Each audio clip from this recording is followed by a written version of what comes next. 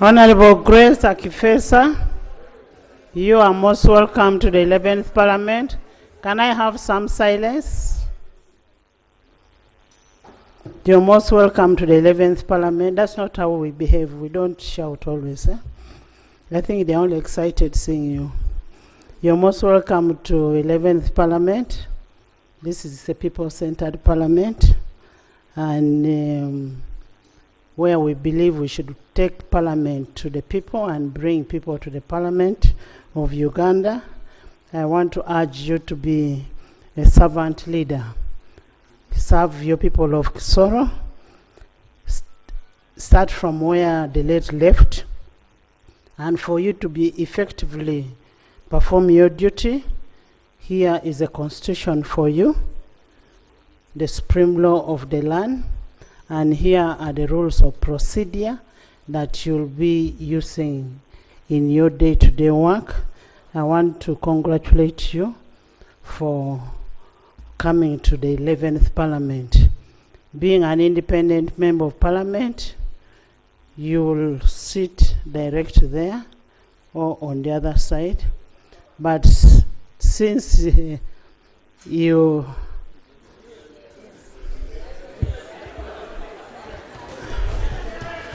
independent member of Parliament, please, you're my member of Parliament, you're independent, please go and sit in the middle there. Just next to Sechkubo, Honorable Sechkubo.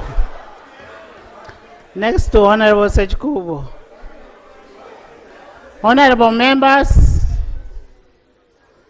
members, pursuant to Rule 1573 and 1582 and Rule 161 of the Rules of Procedure, Honorable Akifesa Grace is designated to the Sectoral Committee on Education and Sports and a Standing Committee of Public Accounts, Local Government. Those in favor say on the contrary, nay. The ayes have it. You're duly delegated. Designated. Yes. Procedure on what? Madam Speaker, the independents are supposed to apply to the Dean of Independence. No, they indicate to the Speaker according to the rules, and then they are accordingly posted to those committees. As far as the rules are concerned, until a while ago, she was not a member of Parliament. Did she indicate before swearing in which committees she will sit on?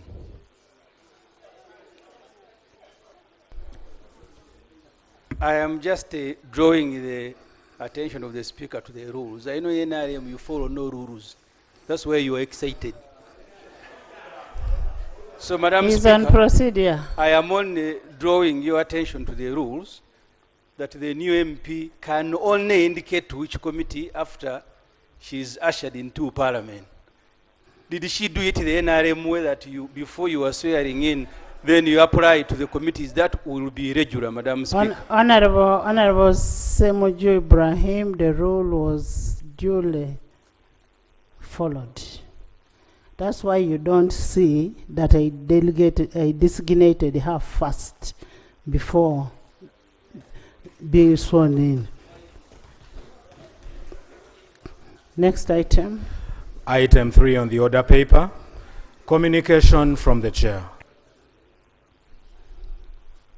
Sechi.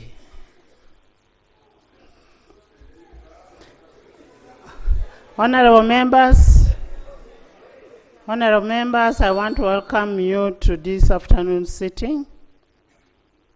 As you may be aware that Section 9(5) of the Public Finance Management Act 2015 requires the Minister of Finance, Planning and Economic Development to table the National Budget Framework paper by 30th day of December. We also want to request you, if it is possible, that you present the BFP earlier to allow members look at it extensively.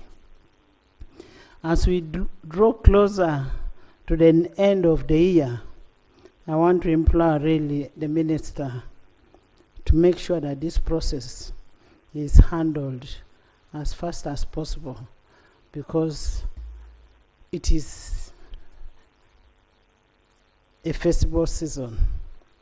Honorable members, as the school comes to the end of the term, this is the third term, a long holiday, this calls in for parenting, effective parenting. Parents out there, you need to urge your children to be in communities that are desirable, not just leaving children outside there. Children should be in a safe and secure places. Honorable members, yesterday, 25th November, marked the commencement of 16 days of activism against gender-based violence. It's a period of reflection on the gains in the prevention and elimination of the gender-based violence.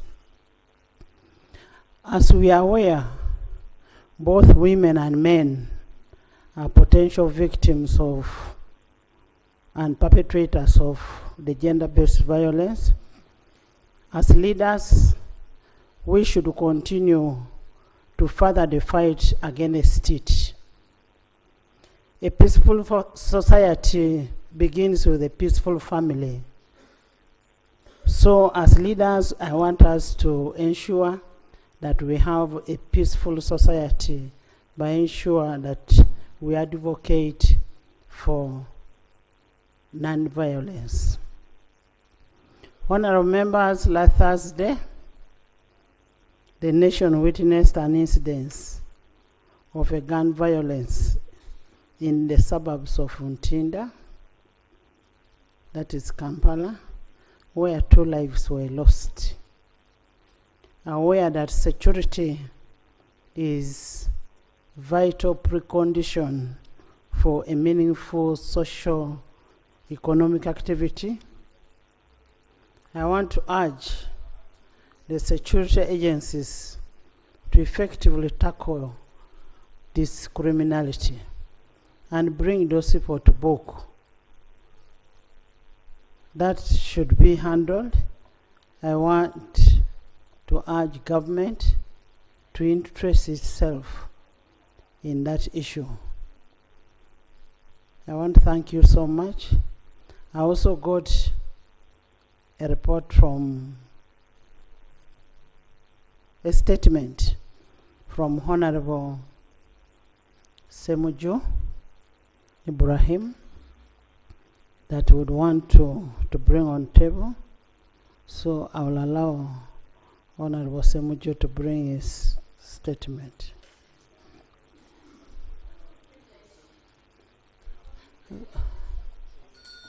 Let's have his statements, then we will debate both of them. Hajat. Thank you so much, Right Honorable Speaker. Right Honorable Speaker, it's my privilege as a Member of Parliament to attend Parliament and deliberate on issues in the House and have an opportunity to convince my colleagues and persuade them to understand the way I understand given the opportunity. Right Honorable Speaker, in the last parliamentary sitting,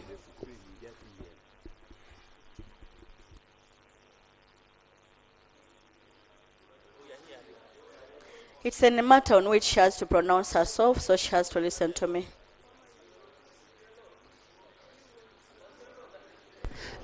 Honorable Aisha, Lope has been disturbing me. Right Honorable Speaker, I don't know what transpired between you and my Lope. I will leave that to you. Right Honorable Speaker, I was bringing it to your attention that it is my privilege as a Member of Parliament to have an opportunity to attend sittings and deliberate on issues on behalf of my people. But the last parliamentary sitting, Right Honourable Speaker, I was carried out of house in a very brutal way. My dress was torn. I was actually stripped. Right Honourable Speaker, you've been just spoken about gender violence. I would like to tell you that the way I was carried is dehumanizing, because at one point I was actually being carried by men out of this house. I was denied the opportunity to represent my people. At that point, I want to describe, at one point, men carried me one leg on the right, another leg on the left, just spreading my legs. My dress was completely torn. Right Honourable Speaker, when I was thrown out of that house, the door behind you, I was actually carried what they describe to be jack by the jack. It's easy to carry a man by the jack. Carrying by the jack is holding someone by the pants. But carrying a woman by the pants, Right Honourable Speaker, you know what it feels like. Right Honourable Speaker, two things. Number one, I was denied the opportunity to stay in the house and represent my people. Two, my people were disenfranchised. I should have been here to speak for my people. 100,000 people from Butambala were disenfranchised. You may not have known, it's not only me who was taken out of this house without your directive, because even Honorable Charles from Procedural, who had not been suspended from this house, was also carried out, so his people were equally disenfranchised. Right Honorable Speaker, the point of privilege number one I'm raising is I'm wondering why I was denied the opportunity to represent my people in this house at the time when they needed my voice most. Number two, Right Honorable Speaker, my dress was torn, and I want to lay on table for purposes of investigation. Right Honorable Speaker, you've been speaking about gender violence. We must walk the talk. We should not only talk about things that we're unable to do. This dress had been bought that day when I was coming to Parliament. I was coming from the constituency, and I didn't have time to go to my home to dress up. I quickly went to the shops to buy something. This tearing is at the breast part, at the breast part. If someone tears a dress at the breast part, by this time you can wonder where my breasts were. A Muslim woman who covers herself and only leaves out the face and the palm. This dress was also torn from the lower part up this point. All the thighs were spread out. Right Honorable Speaker, why I want to lay this on table is for you to direct an investigation on who are the people that laid hands on me in a way that was so dehumanizing. For a member of Parliament, not outside Parliament, but in this August House. With your permission, Right Honorable Speaker, I beg to lay my dress. First, don't lay it, because I've not... Honorable members, I made a statement in the last sitting that I did suspend members, and when I suspended the members, I did not order for any arrest of any person. I suspended the members, they left, and what Honorable Aisha can do is to bring a substantive motion to that effect on what happened that day. You don't have to lay, because you need a substantive motion on that. And as I said the other time, I left the chambers, and I'm happy you know that I left the chambers. I came back. I don't know what happened. Huh? Right, Honourable Speaker, I don't know what the motion would speak to. I only pray that your office investigates on who else rules this Parliament other than the rules and yourself. That is exactly what the motion should say, that there should be an investigation to what happened. It is simple, Hajat. Bring a motion. Okay. Madam Yes, Speaker, yes, Madam Honorable Speaker, Macho. I really want to thank the Parliament for their prayers and your help. That 2 days ago, Honorable Odero Were, the Member of Parliament for Samabwe South, got a terrible accident and one person died. Madam Speaker, I rose to appreciate you that we called you at the time that we wanted help and you really... He's on procedure. No, he's on procedure. I am on a procedure matter. And so I really want to thank you on behalf of the people of Busia district and the people of Uganda. And this, Madam Speaker, calls government to see that it must take attention on our roads. The state of roads are very, very bad. This morning I passed Mavira, it was really Hajat, first of all, impassable. before you go ahead, Hajat, I feel what you feel, and I must say, whatever happened to you, we are with you as women. Thank you so We much. are with you as women, and whatever happened, I don't know who did it, but I must say, sorry for whatever happened, but as a woman, I feel what you feel. Right, Honorable Speaker, thank Madam you so Speaker, much. as I summarized, I was still on floor. Macho. No, it is okay. Let him finish. Hajat. Madam Speaker, I was still at the same time going to also sympathize with Hajat. And it says that we are in the month of gender-based violence. The rights of women of this country must be respected in case it happened. Because the mother of a nation is truly the foundation of every country. I really want to thank you also. At the same time, I see our parliament has changed, looks like a House of Lords. This makes Uganda as a country very proud. And thank you, Madam Speaker. Thank you, Lob.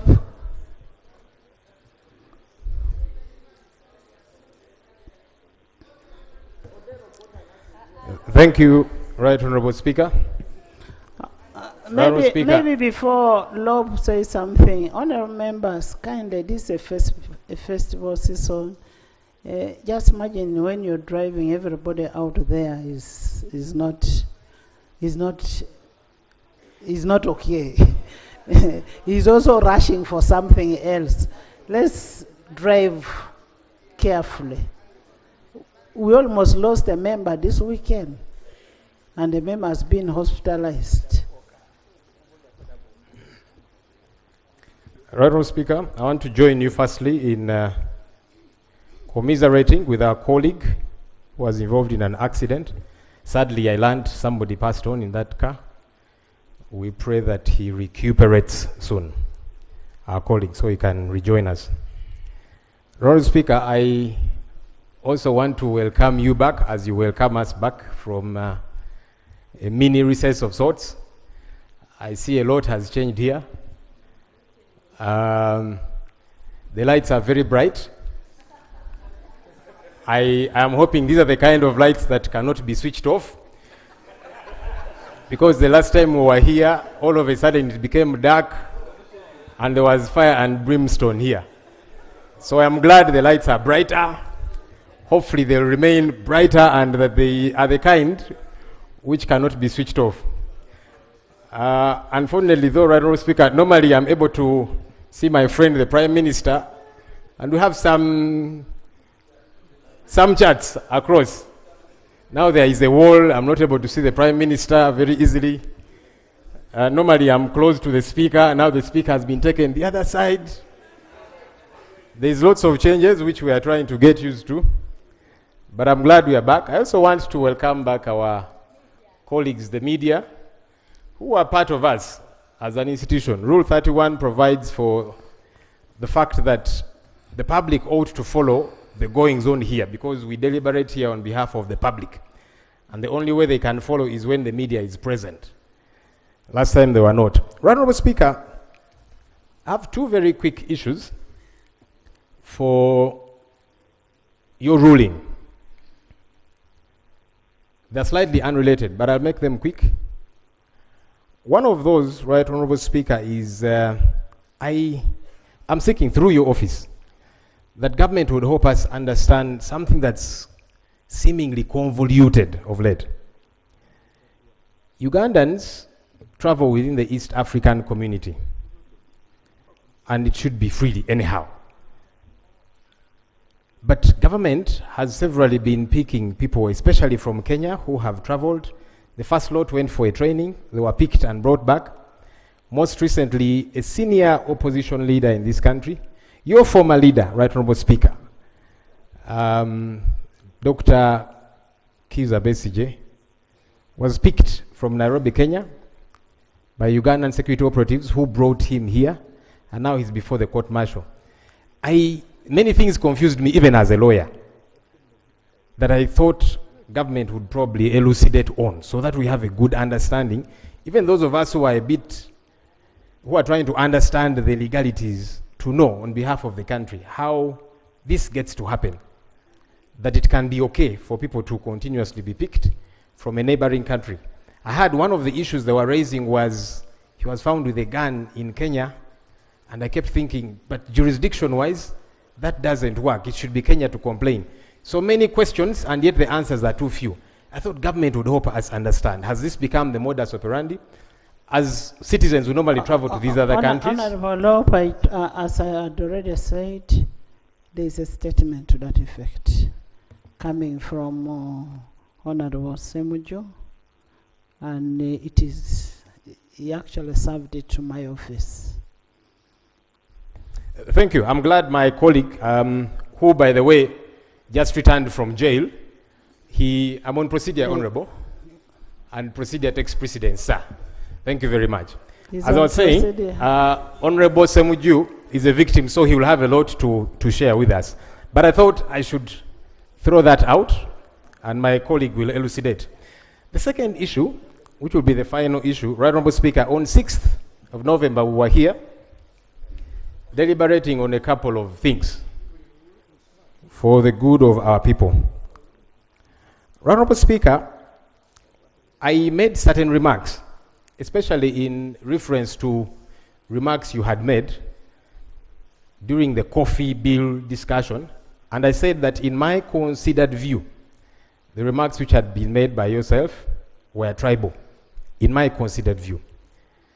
Honorable Speaker, you said that you will only apologize, and you challenged me, and I took up the challenge. You said that you can only apologize if I table evidence showing that you made remarks which were tribal, in my view. I thought, who am I to be challenged by the Speaker, and I don't follow through. Honorable Speaker, I have carried some evidence which I want to table. You will look at it and examine it.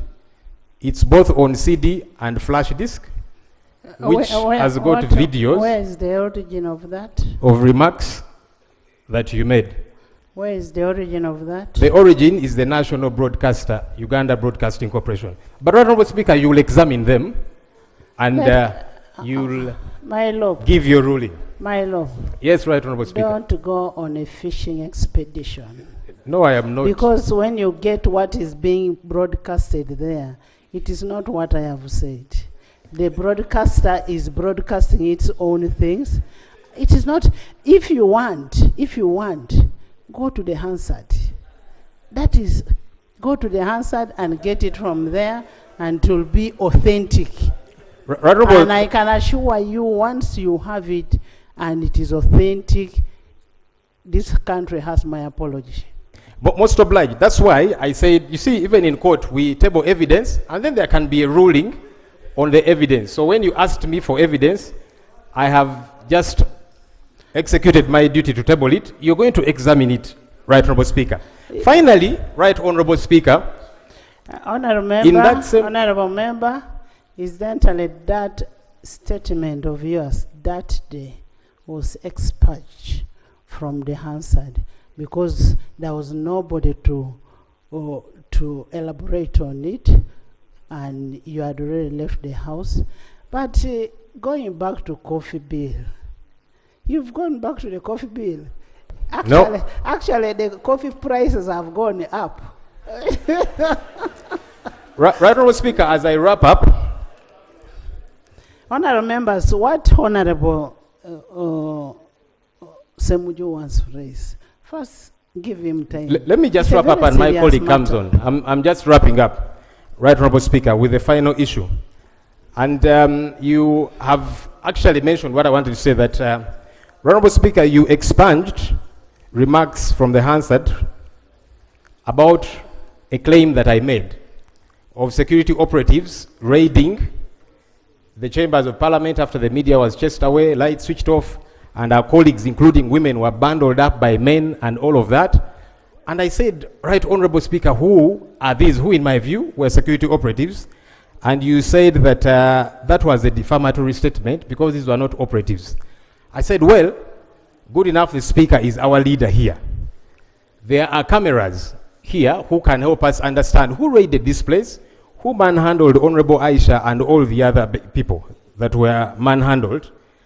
And again, I know that there are cameras in here, but I said I'll still put it on recording. I have a CD here and a flash disk of people who raided these, our chambers, and manhandled people for you to examine and help us understand who were these. Because even right now, Right Honourable Speaker, you have said you don't know who these were. That actually worried me the most, because you are the head of this institution, you are our leader, and our safety is to a great extent your responsibility.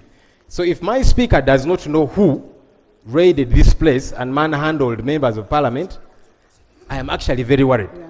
And I'm hoping that, Honourable Speaker, you'll follow it up, because the evidence is here, as I have tabled it, for you to follow up and help us understand. Because if my Speaker doesn't know, then who knows? I thank you. Honourable Lob, that evidence is not admissible. What is admissible is an official report that is under Rule 228. What you could do, please write to the Clerk of Parliament and ask the Clerk of Parliament for all what happened in the proceedings of Parliament on that day. So please do that. In the public gallery, we have VIP public gallery. This afternoon we have Honorable Bitangaro Samuel, a former member of Parliament of Bufumbira South. You're most welcome. He's accompanied by his spouse Barbara. Most welcome. They are here to witness grace take an oath. You're most welcome. In the public gallery this afternoon, we have a delegation of family members, relatives, and friends who have come to witness the swearing in of Grace, a woman member of parliament elect for Kisoro district. Please stand up. You're most welcome.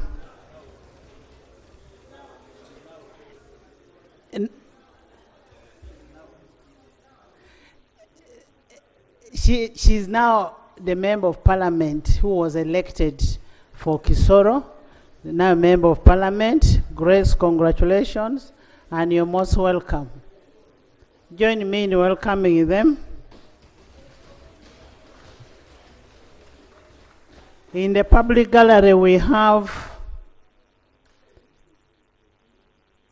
Rukoba United Group from Lower Madi constituency. That is Madiokolo. Madiokolo, you're most welcome. They are represented by Honorable Afidra Olema Ronald, Honorable Kia Joan Aniku, and Honorable Etuka Isaac. You're most welcome, and thank you so much for coming all the way from West Nile. You want to greet your people? Hello. Right Honourable Speaker, it's a great pleasure for me, together with my honourable colleagues, to take this distinguished honor to see my own who made me what I am and who sent me in this house, being present to witness the proceedings of the house being chaired by you. Madam Speaker and honourable members, the group you see here are the group of young men who survive out of, young men and women who make ends meet out of cutting tires, used tires, and they make it into different items. And this is how they survive. They pay school fees with, they make their lives ends meet with. And it is out of that they made their contributions to support me. I'm so grateful for you. This is the parliament you sent me to, and you sent the rest of the team here too. I look forward to 2026 being sent back. You're welcome. Thank you.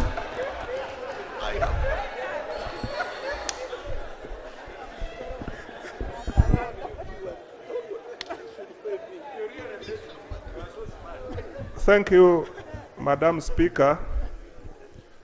Madam Speaker, let me also take this opportunity to welcome you and the rest of the colleagues from the short recess we have been in.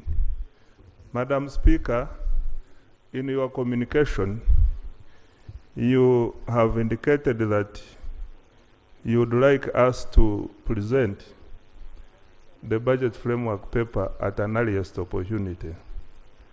I wish to inform the House that preparations are underway, and from our side, we should be able to lay the budget framework paper on Thursday, 12 December 2024.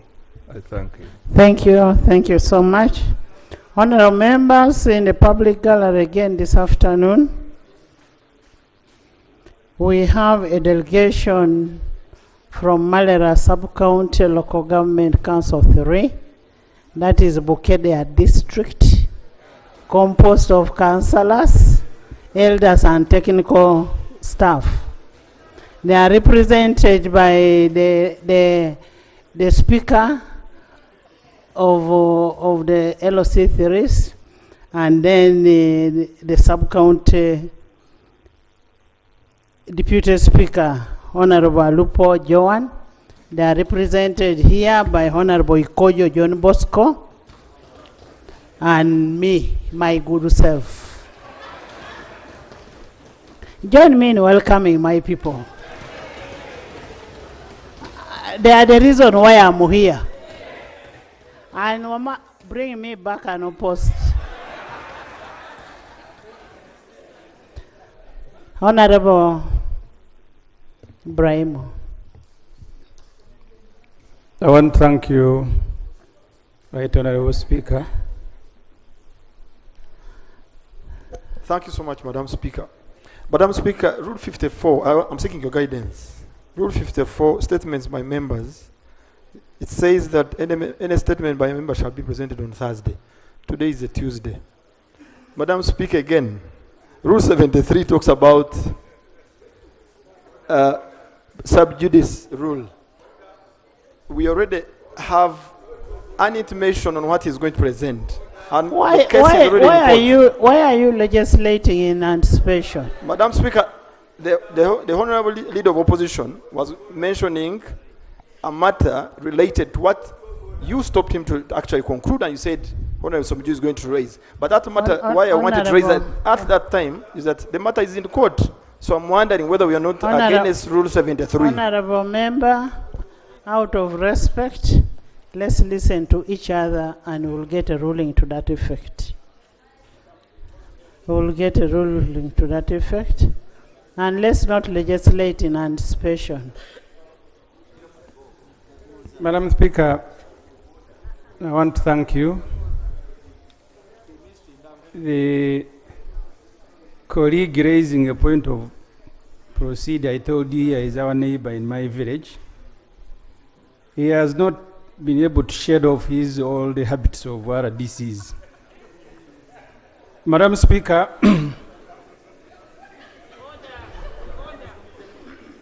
this statement... Give us the statement. This statement, Madam Speaker, on abduction of Dr. Kiza Wesje from Nairobi, Kenya on November 16th, 2024.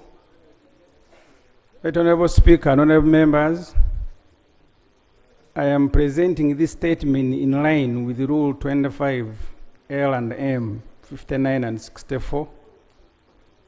Right Honorable Speaker, Colonel Dr. Kizza Besigye, former Forum for Democratic Change President, four-time presidential candidate, and now one of the promoters of the People's Front for Freedom, was abducted from Nairobi, Kenya on November 16, 2024.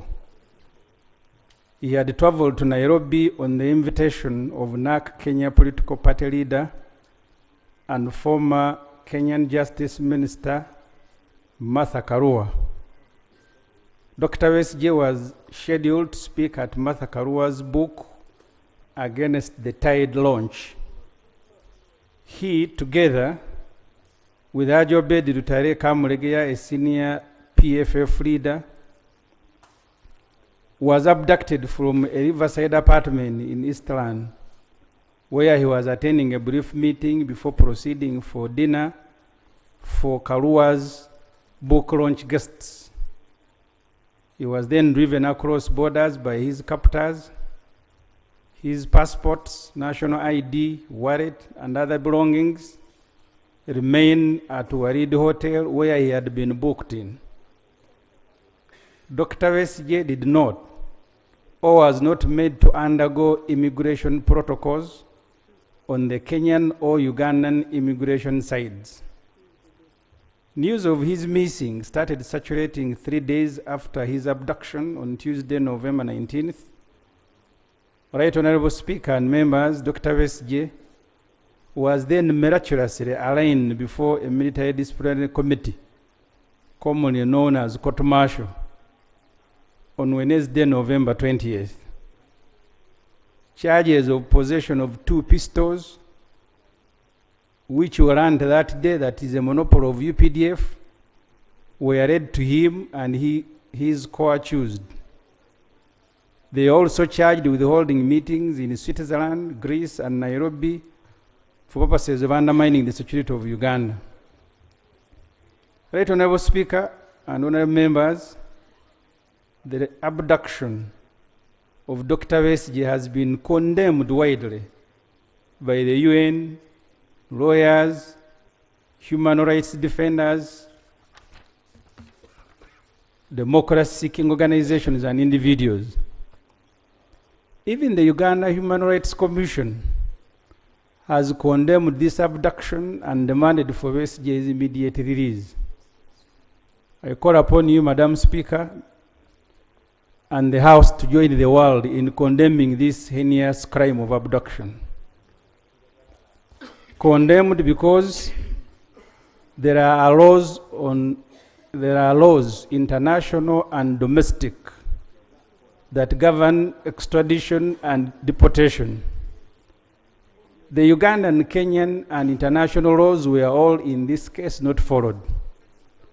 Only criminals can do this. You may not be concerned with the Besigye, but be concerned with the state continuing to act criminally.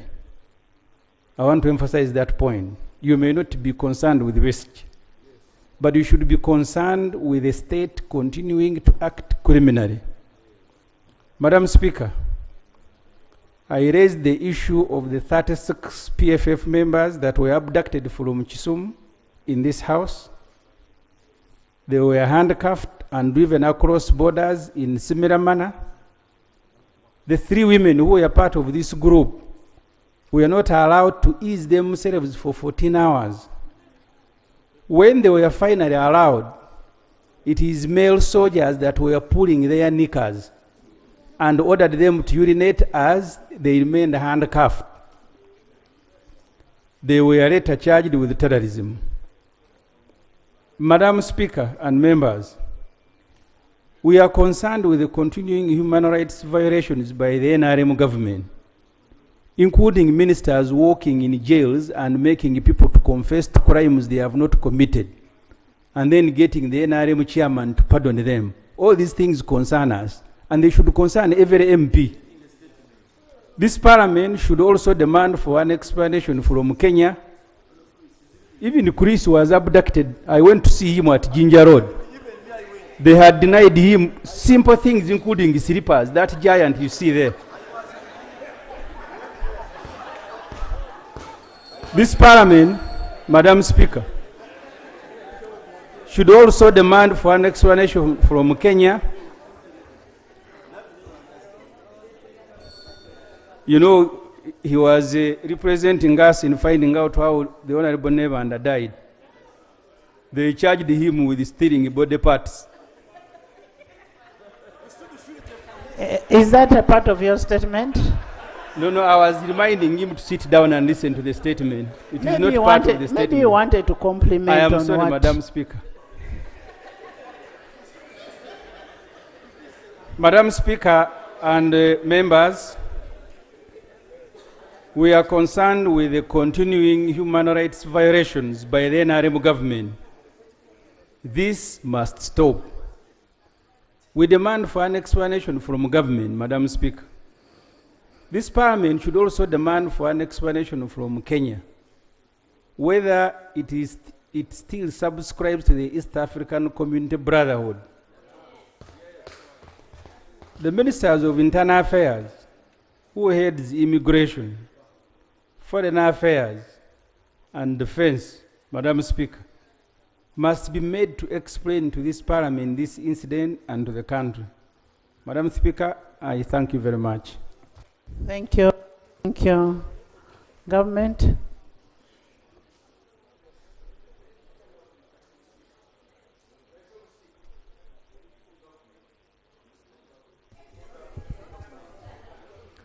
Right Honorable Speaker. You'll come. Let him first respond.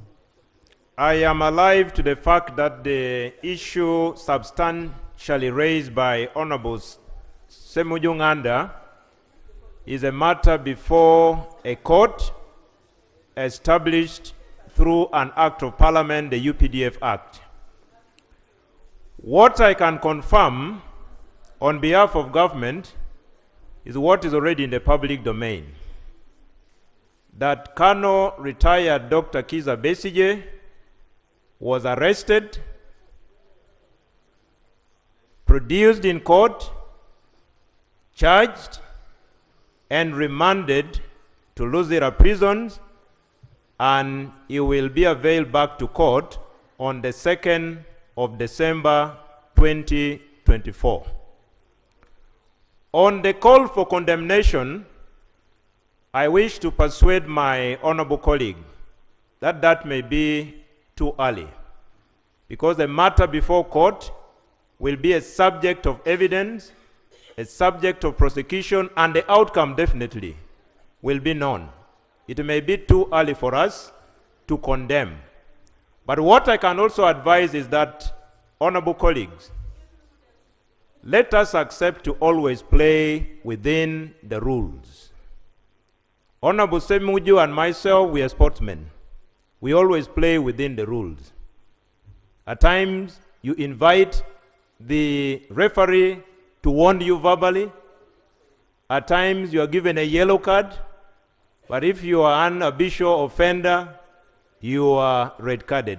So let us advise fellow countrymen and women to always play within the rules. Because the question is, just like Balotelli scored against Manchester United, and he pulled a t-shirt written on, why always me scoring against Manchester United? Why always you and not me and not her? Why always you? That must be a fundamental question. I beg to submit. Yes, counsel. Not the junior counsel, the senior. Right, Honourable Speaker, I want to thank you. I have listened to the response of the government chief whip, and we are all aware that this is a matter before court.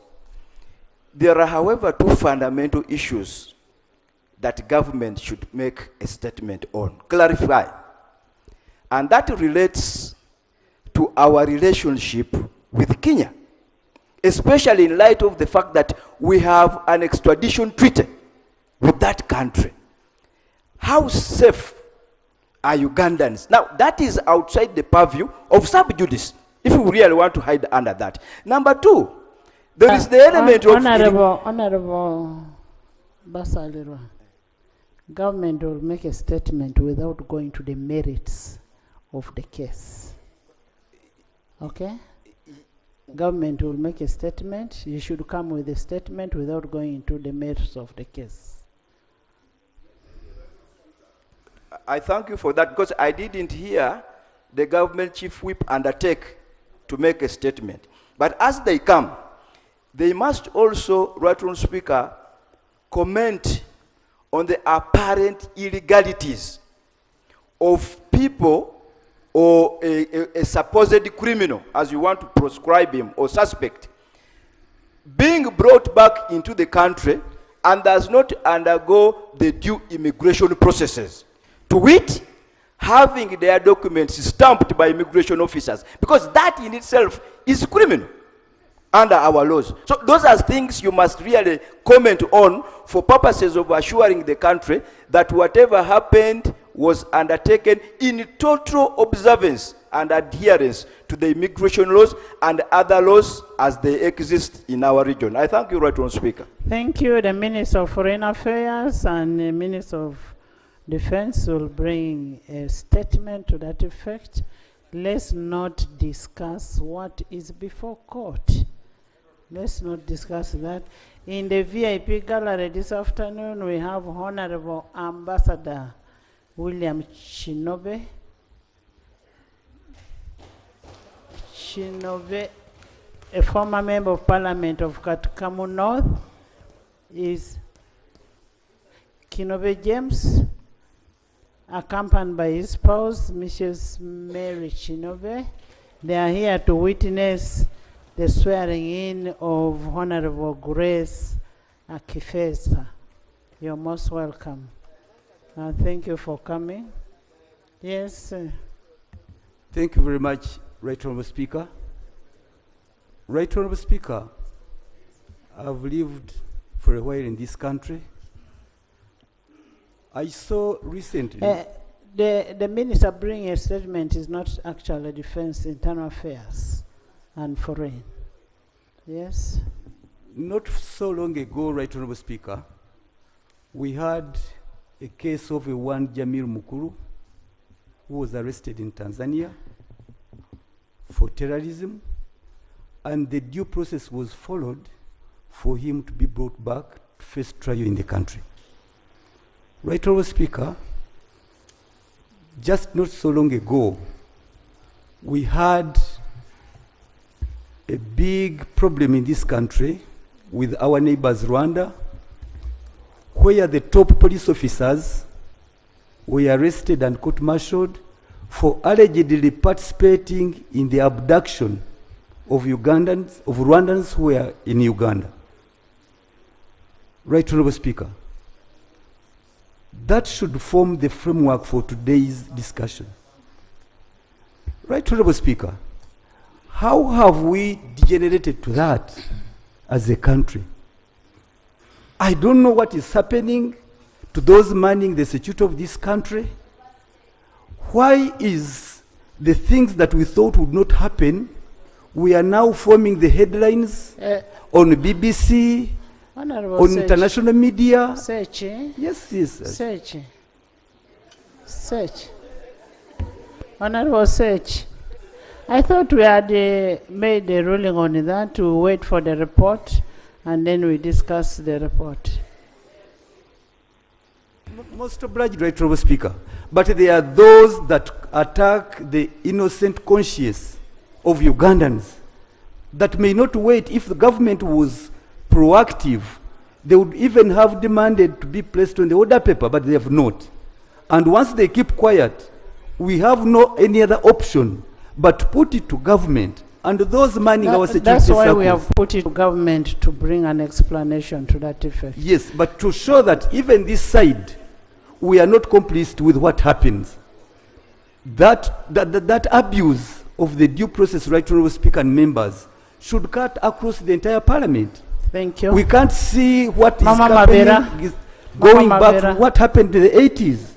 And the Yes. The ministers, you can't see it when this is happening. Okay, then come and tell the country. Thank you very much, Right Honourable Speaker.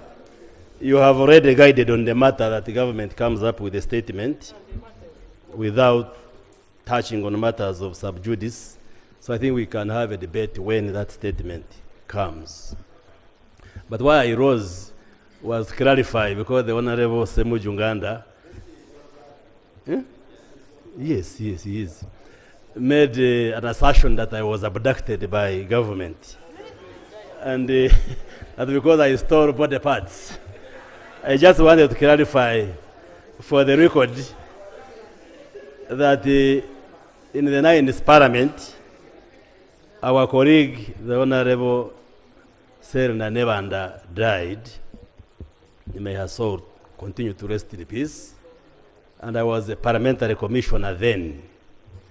And the parliamentary commission and the family and police, we had a tripartite arrangement in establishing the cause of death. But in the process, the state saw that some of the steps we took, especially to send samples outside the country, which is a normal practice within the medical profession, the state thought that it was irregular and unlawful. And indeed, I was arrested. Yes, arrested together with other colleagues.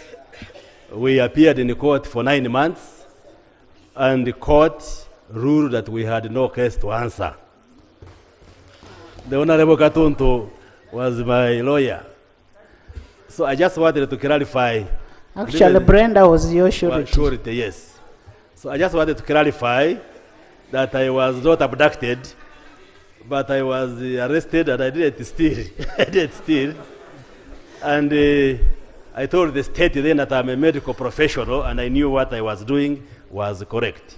But I went through the due process of court and I was declared innocent. Thank you. And therefore, the Honourable Semuju, from now onwards, just know, I have no regrets, I'm not angry, I'm not annoyed, but I follow the due process of the law. So, like the Chief Whip has said, we all talk of respect for the rule of law.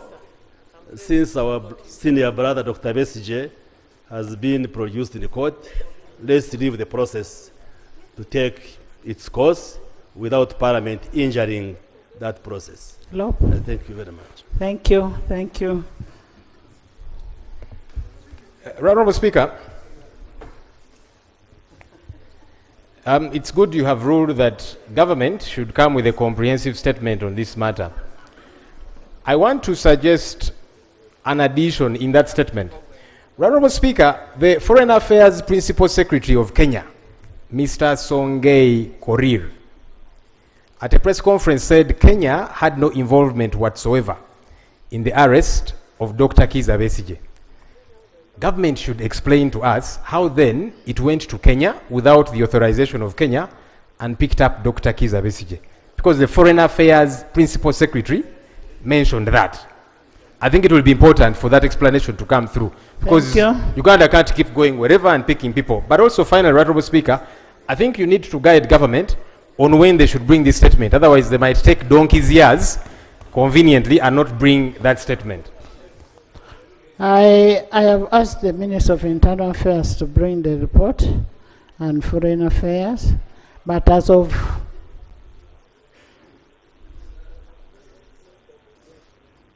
yesterday, I got a letter from Honorable Muhose saying it's going to be out up to Friday. So can we have the statement on Tuesday?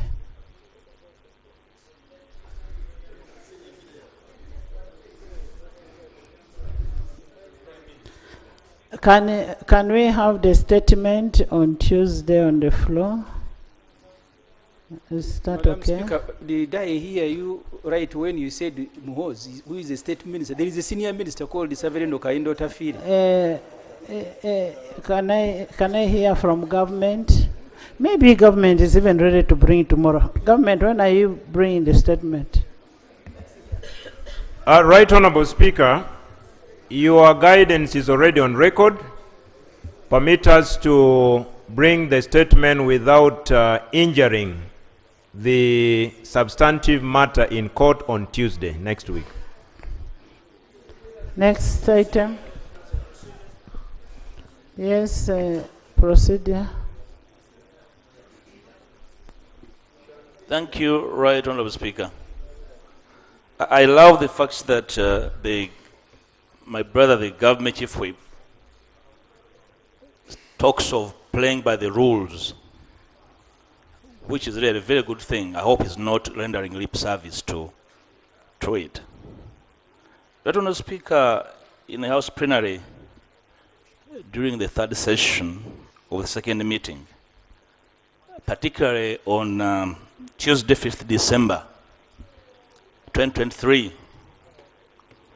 the House debated and considered matters relating to a response by the then leader of the opposition on the subject matter of alleged enforced disappearance of persons. And from that debate, the House took 4 resolutions, Right Honourable Speaker, to wit, that the House Committee on Human Rights and Defense, with that of Defense and Internal Affairs, investigates the violation of human rights in the various fishing communities across the country and report to the House. 2, that the Land Attorney General reports to the House in 30 days then on the listed political prisoners and their continued detention without trial. 3, that the Minister of Internal Affairs reports to Parliament on the progress of reported fresh investigations on the missing 18 persons, Right Honourable Speaker. And 4, that the Human Rights Commission will reinvestigate the matter of missing persons. Right Honourable Speaker, 2 issues from my procedural matter. 1, that on issue 2, the government, by prerogative of the President, released some political prisoners. I will not go into the nature of conditions thereof, because as a lawyer, that is a new precedent in our jurisprudence. But 3, the Minister of Internal Affairs was supposed to make a report because they committed that they are investigating the 18 missing persons. It is 26th December 2024, Right Honourable Speaker. There's no report on the missing persons. Sorry, November, Right Honourable Speaker, I beg your pardon. There's no report. But the persons are still missing, Right Honourable Speaker. The denial was debunked because I provided evidence of the existence and the abduction, Right Honourable Speaker. May we get your guidance where the government vacated their former position and they are no longer the government, that we can seek answers from another entity, Right Honourable Speaker. Government.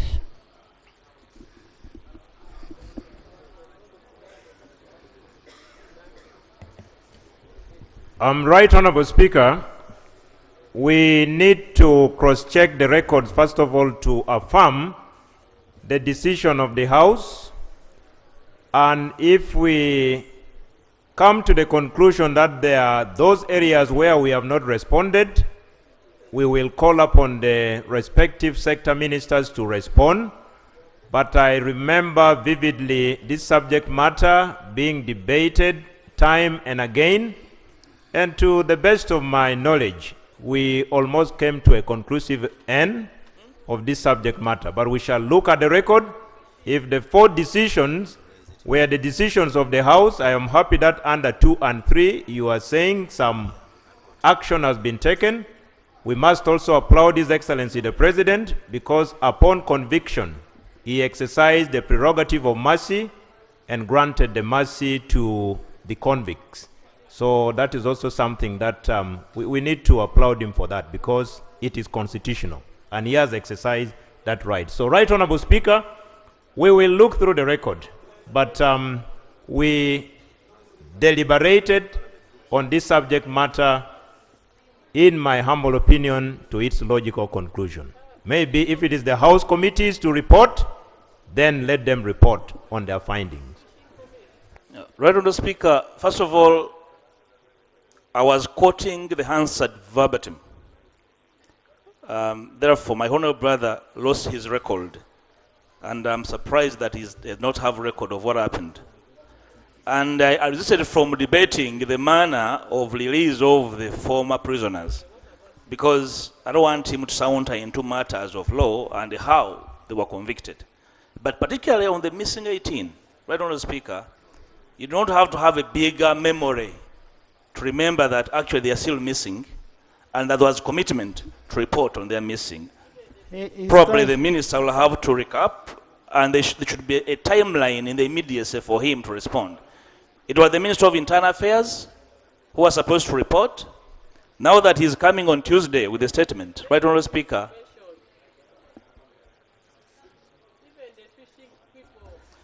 Right, Honourable Speaker, now that he's coming on Tuesday, may it please you that you order the Minister of Internal Affairs to come with both statements. Right, Honourable Speaker. This was a debate on the 5th of December, 2023. Thank you, Honourable Speaker. Check the record and let us give the report to the House. Next item. Procedure. Madam Speaker, while you were communicating about the 16 days of activism, I was reminded to a matter that rocked the media last week on the utterances by the President of Uganda Law Society describing the person of the DPP as with a genitalia. There are words I cannot say here for the record, not even to capture. He said, okay, he described the DPP with our genitalia and referring it to our ethnicity. He added that she is a pumpkin. Right, Honourable Speaker. Myself and all my colleagues from the region, from Karamoja, and all the people, and all the women. It is not about a person from Karamoja. Every woman in this country. Every woman has it. Right, Honourable Speaker. It is important that this Parliament pronounces itself before the practice of describing women with their genitalia becomes a normal in our country. It is important that this Parliament condemns it so that the Law Council takes. Honourable members, listen. Right, Honourable Speaker. The members are saying they did not watch the audio. And they are saying it is rumors. The President of Uganda Law Society, in describing the person of the DPP, I don't think you'd love your children out there to hear what was said.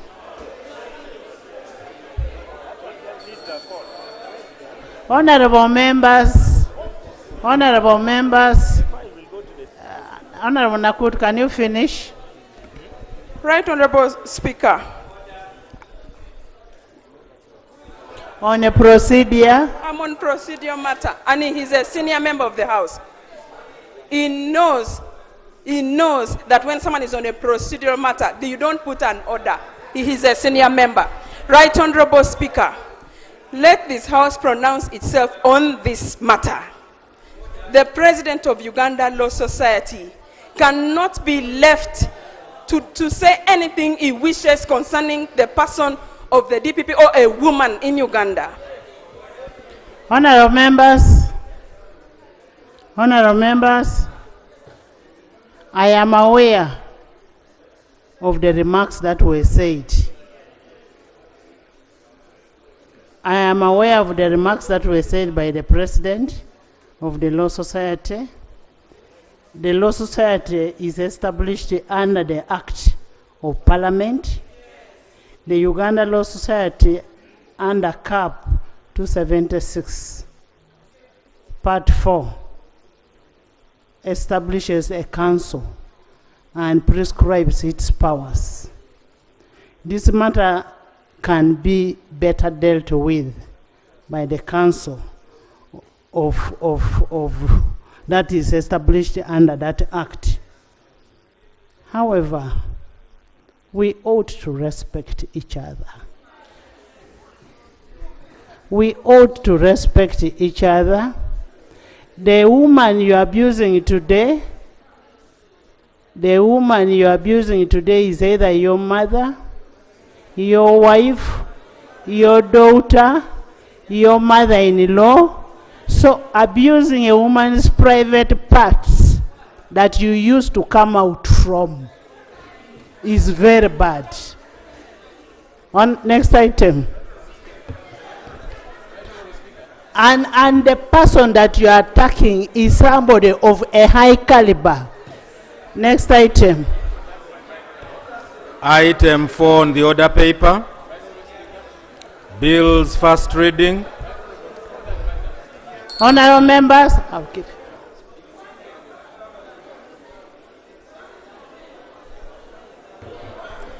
Right, Honourable Speaker, I can see you have clearly opened a can of worms. I, however, wanted to remind government, not on this issue, the can of worms that's been opened. The government chief whip has come and said that the issue of political prisoners and missing persons and the like came to an end. I just wanted to remind him, not long ago, when the Honorable Balam Barugahara was sworn in, he asked for a retabling of that list. And that time I told him that list was presented to the Prime Minister, it's even in the Library of Parliament. He said, you bring again. I said, okay. He might not know how we operate. Let me get him another list. And he promised to give an update to this House. He should probably come and give an update to this House and tell us that, no, what I did was to go convince these people, just accept, and then you'll be freed. And then he should also give us an update on the likes of John Bosco Chibalama, whom the Prime Minister considered and said he was arrested by the state. So government needs to know that this matter did not end, because you promised through one of your ministers, Honorable Balam, to give an update to this House. We still want that update on the political prisoners and on the missing persons. So it has not ended, Honorable Boa. We are waiting for that update. It will come, it will come. Next item. Item 4 on the order paper. Bills first reading. Item 4.1, the Forensic Evidence Bill 2024. Honorable members, I received a letter from the Minister of State for Internal Affairs, General David Mohosi, affirming that the bill will be tabled by the government chief whip. Government chief whip therefore will table the bill. Can we have the bills first? Honorable, right. Honorable Katuntu, I want the rules in this House on Thursday, the revised rules. Because it seems much obliged, Right Honourable Speaker, they'll be ready. The report will be ready on Thursday. Thank you. On what? Oh, you go ahead. Right Honourable Speaker, I move under Rule 128 of the Rules of Procedure of this Parliament that a bill entitled the Forensic Evidence Bill 2024 be read for the first time. The bill is equally accompanied by a certificate of financial implications issued under Section 34 of the Section 74 of the Public Finance Management Act, Cap 171. And I beg to lay on table. Thank you. Pursuant to Rule 1291 of the Rules of Procedure, the bill stands referred to Committee of Defense and Internal Affairs. I urge the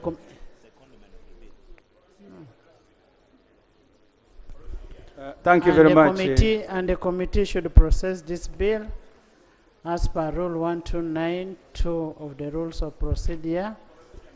Next item. Madam Speaker, you had allowed me to raise procedure after the bill. Item 4.2. Yes. Thank you very much, Madam Speaker. It was Ekanya first. Thank you very much. Was first. Thank you very much, Madam Right Honourable Speaker. Right Honourable Speaker, our Constitution and our rules establishes protocol and assigns, the President assigns ministers tasks. And our rules commands that. It is very strange, Madam Speaker, to find a Minister of State directing a government chief whip to table a bill requesting and perform a task. Madam Speaker, I also find that the same government chief whip who's supposed to whip, including Prime Minister, has failed to conduct his work. He is now conducting work of the Prime Minister, ministers. Madam Speaker, is the government chief whip competent to perform his task, or there is something very strange that we don't understand, Madam Speaker?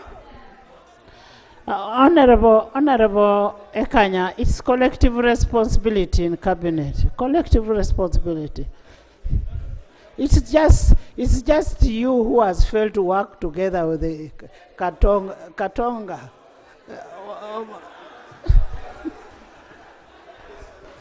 Yes. Madam Speaker, I thank you very much. But Right Honourable Speaker, I have a Honourable Ekanya has gone on issue, record, and I hope the government whip can Honourable Ekanya has follow gone the on rules. record. Let him first respond. But you gave me first. He also needs to learn to have discipline. Honourable, He's just grabbing microphone. Let him respond. Let the government chief whip Honourable respond. Ekanya has gone on record challenging the competency of the government chief whip. I want to state to you, my honourable senior, because you came to this parliament as a youth MP for Eastern Region. I equally joined as youth member of parliament for Eastern Region, that northern region. My competency is not in doubt. I am competent 360 degrees in all aspects.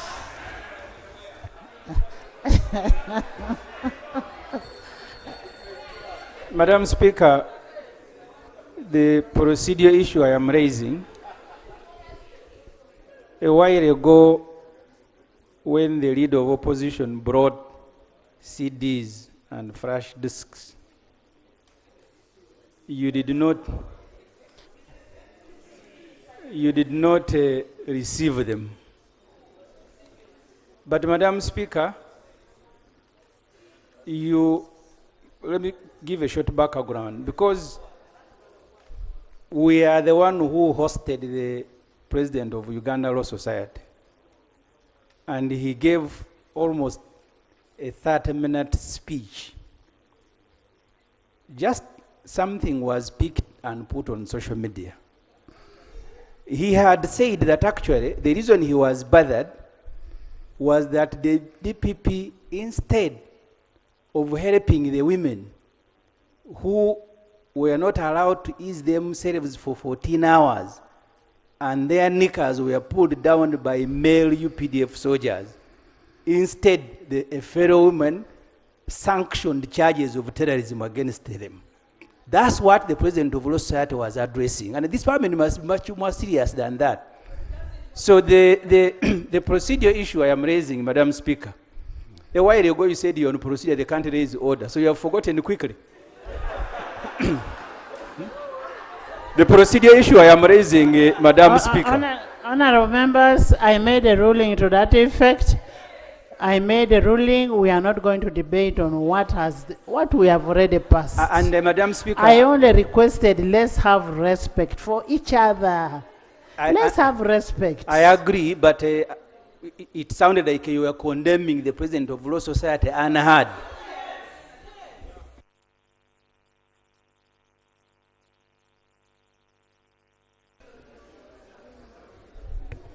I said, I did not condemn, I said their separation of powers. They have an act, they have a council, the law council. I did not condemn, unless if you are thinking of something else. Item 4.2 on the order paper. Yeah. Honourable Minister of Education. The Technical and Vocational Education Honourable and Training Zijan, Bill welcome 2024. Education. Thank you very much, Madam Speaker. Madam Speaker, I beg to move that the bill entitled the Technical and Vocational Education and Training, TVET, Bill 2024, be read for the first time in accordance to the rules and procedure of Parliament. I beg to move. Thank I you. also beg that you allow me, Right Honorable, to lay on table the certificate of financial implications and also lay on table the gazetted part of the I beg to lay. Thank you. Honourable members, pursuant to Rule 1291 of the Rules of Procedure, the bill stands referred to Sectoral Committee of Education and Sports, and I urge them to report back within the 45 days. As per Rule 129, he has laid the bill accompanied with a certificate of financial implication. Item 5 on the order paper, statement by Minister on the status of implementation of Phase 5. Joan, I will give you to speak first. Sit. Even Mukatuliki, you will sit. Yes. Statement by Minister on the status of implementation of Phase 5 of the National Backbone Infrastructure and Uganda Digital Acceleration Projects. Pursuant to Rule 52 of the Rules of Procedure, I will invite the Minister of ICT and National Guidance to present the statement.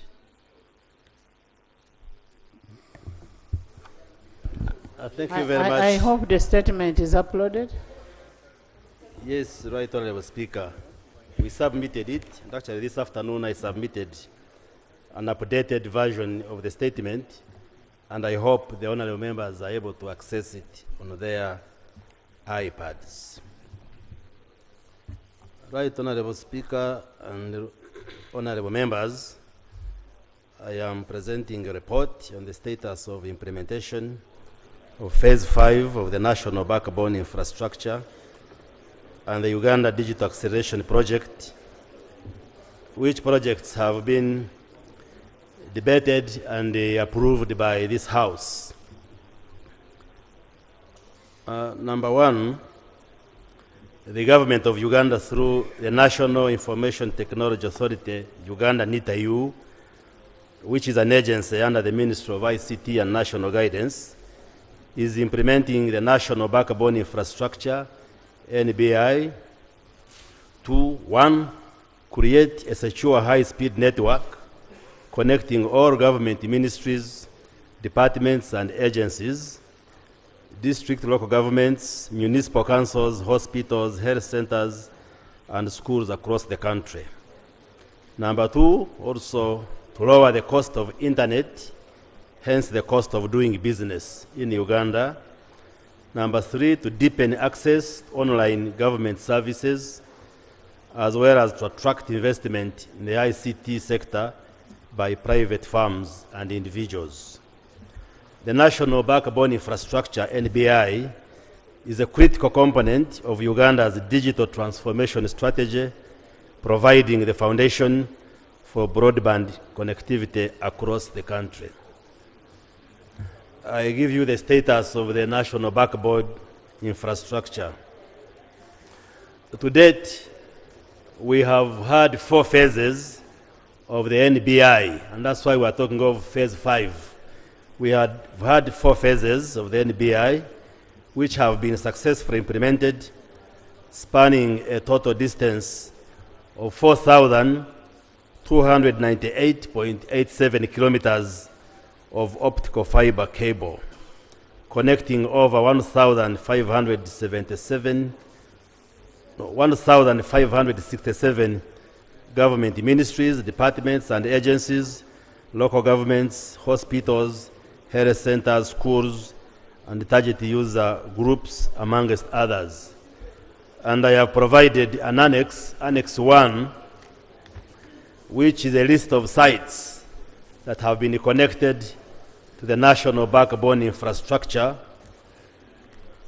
showing the various districts and the agencies and departments which have been connected. The annex is attached to this report, which you should be able to access. The national backbone infrastructure refers to the internet fiber, the cable, the optic fiber cable, which runs from Mauritius through the Indian Ocean and comes to Uganda through Kenya, and then we have been extending it to cover the whole country. So when we talk of the NBI, we are simply referring to the internet fiber, the main source of internet. And because we are a landlocked country, we get it through Kenya, and then we distribute to the rest of the country.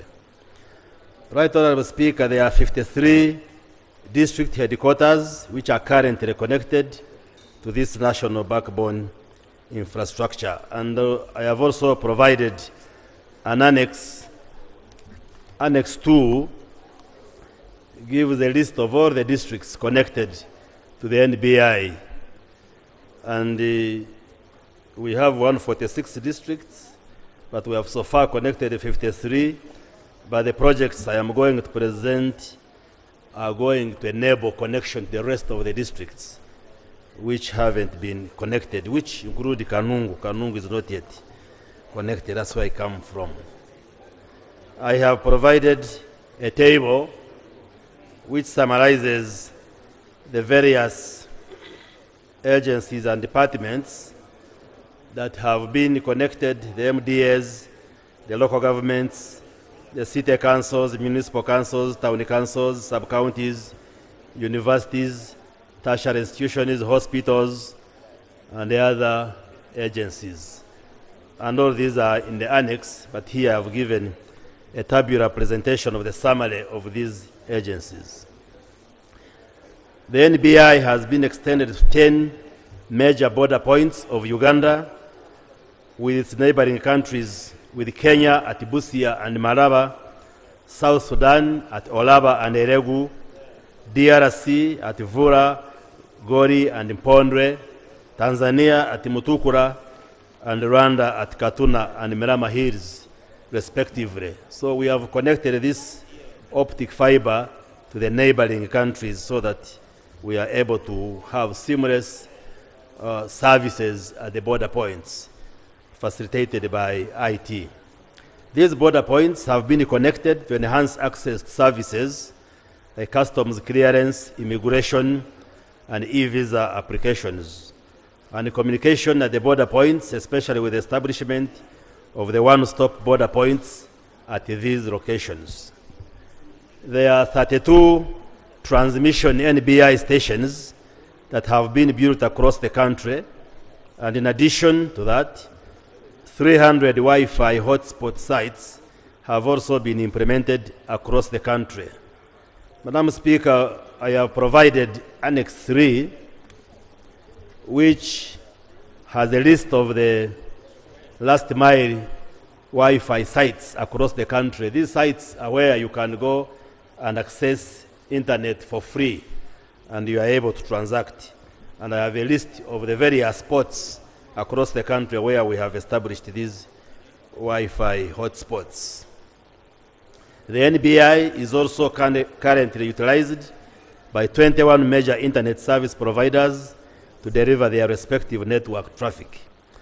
The sites connected to the NBI are now able to access and utilize the various e-government services such as internet bandwidth, integrated financial management services, data center hosting services, human capital management system, e-government procurement system, e-passport, e-visa, health management information system, education management information system, the parish development model online system, building industry management system, unified messaging and collaboration system, among others. And over the years, the cost of the internet bandwidth has been reduced from US $300 in 2014 to currently $35 per megabyte per second per month. That's the unit of measure that we use.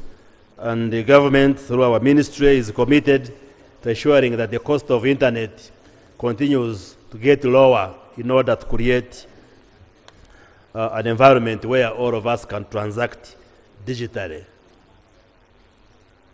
Oh, sorry, the map which was sent is black and white. It should have been colored. I apologize. It should have been colored to show. Oh. Because that map is supposed to show the current connections of the NBI, and then, I don't know, because of the black and white, I had provided one which, I don't know whether the error was in Parliament or from my office, but I will endeavor to saturate a hard copy later to all members, which shows currently where the NBI infrastructure is and what will be covered under the phase 5 and what will be covered under the UDAP project. So I apologize for the map there cannot be helpful because everything is black, is dark. The NBI is vital for ensuring that all regions benefit from the digital economy. Last mile connectivity, the final segment connecting the NBI to end users, is essential in achieving comprehensive access to e-government services. But basically what the map was intending to show, and I will share a hard copy later, is that we have covered like half of the country, the 3 countries, and the projects I am presenting about are going now to enable us to cover the rest of the country. So if our districts and communities are not yet on the NBI, now through these projects, we shall be able to reach all the districts. But in the annexes which I have given, you need to check and see whether this NBI has reached your district or not. And if not, then we shall be able to extend the NBI in these 2 projects.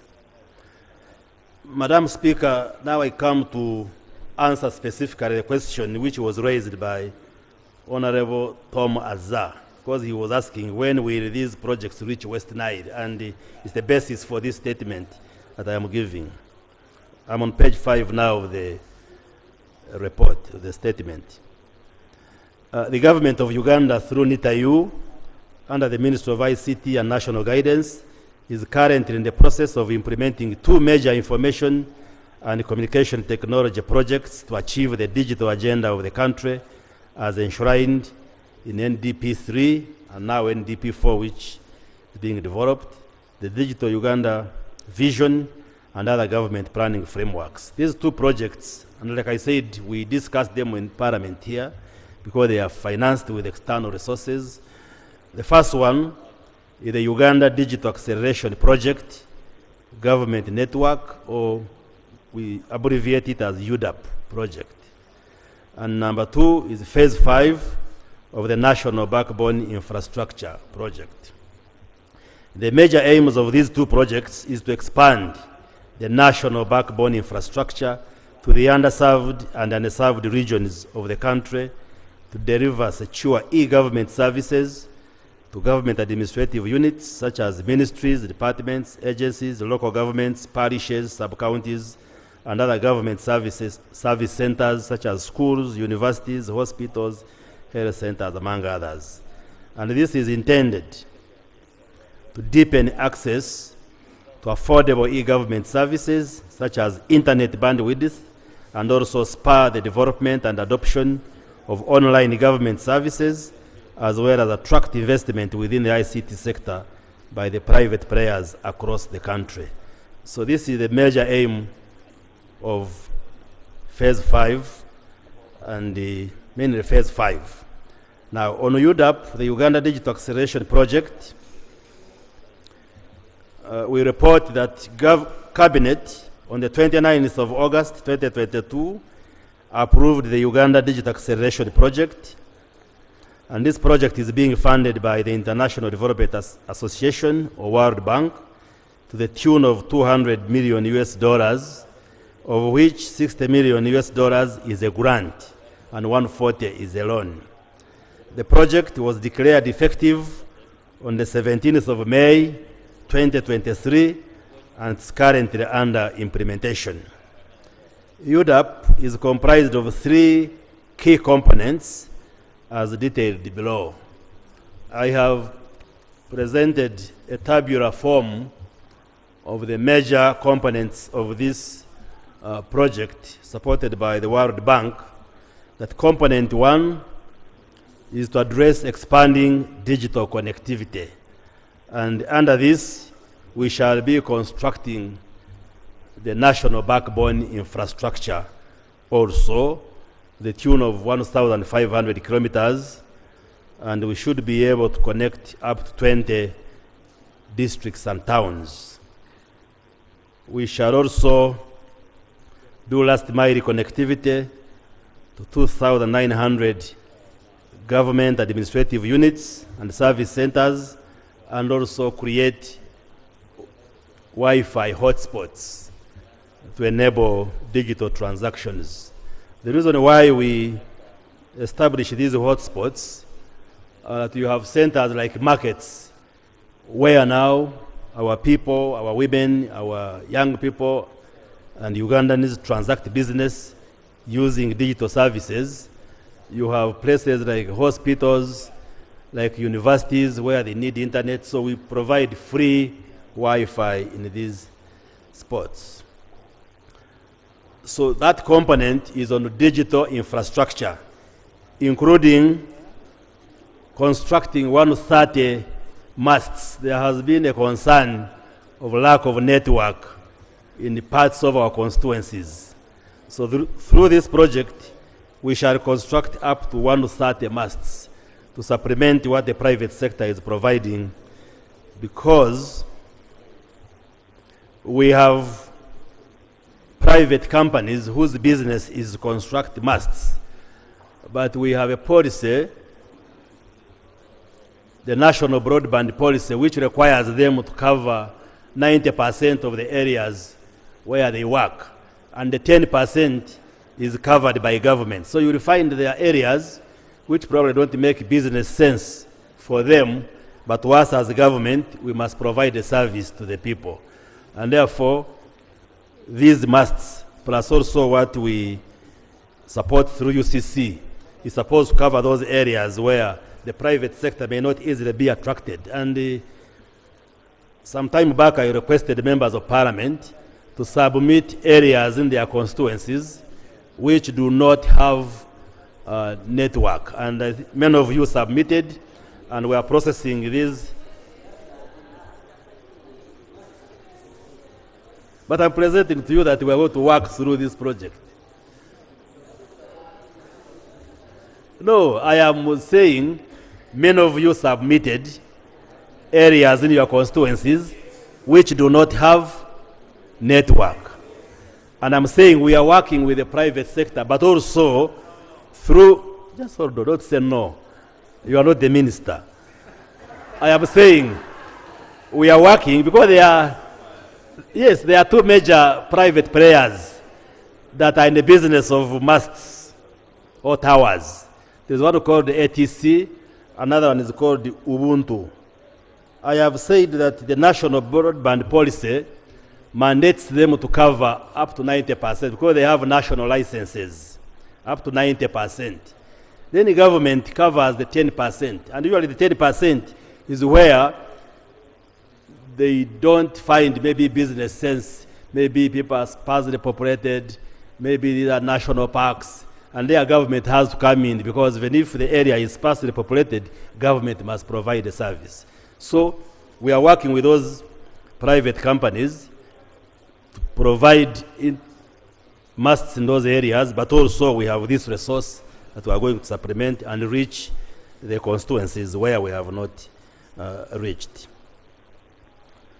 So basically, that component is on infrastructure, and we are also going to establish regional electronic waste collection and management centers. A question had been raised here earlier on waste management, and we are going to establish centers.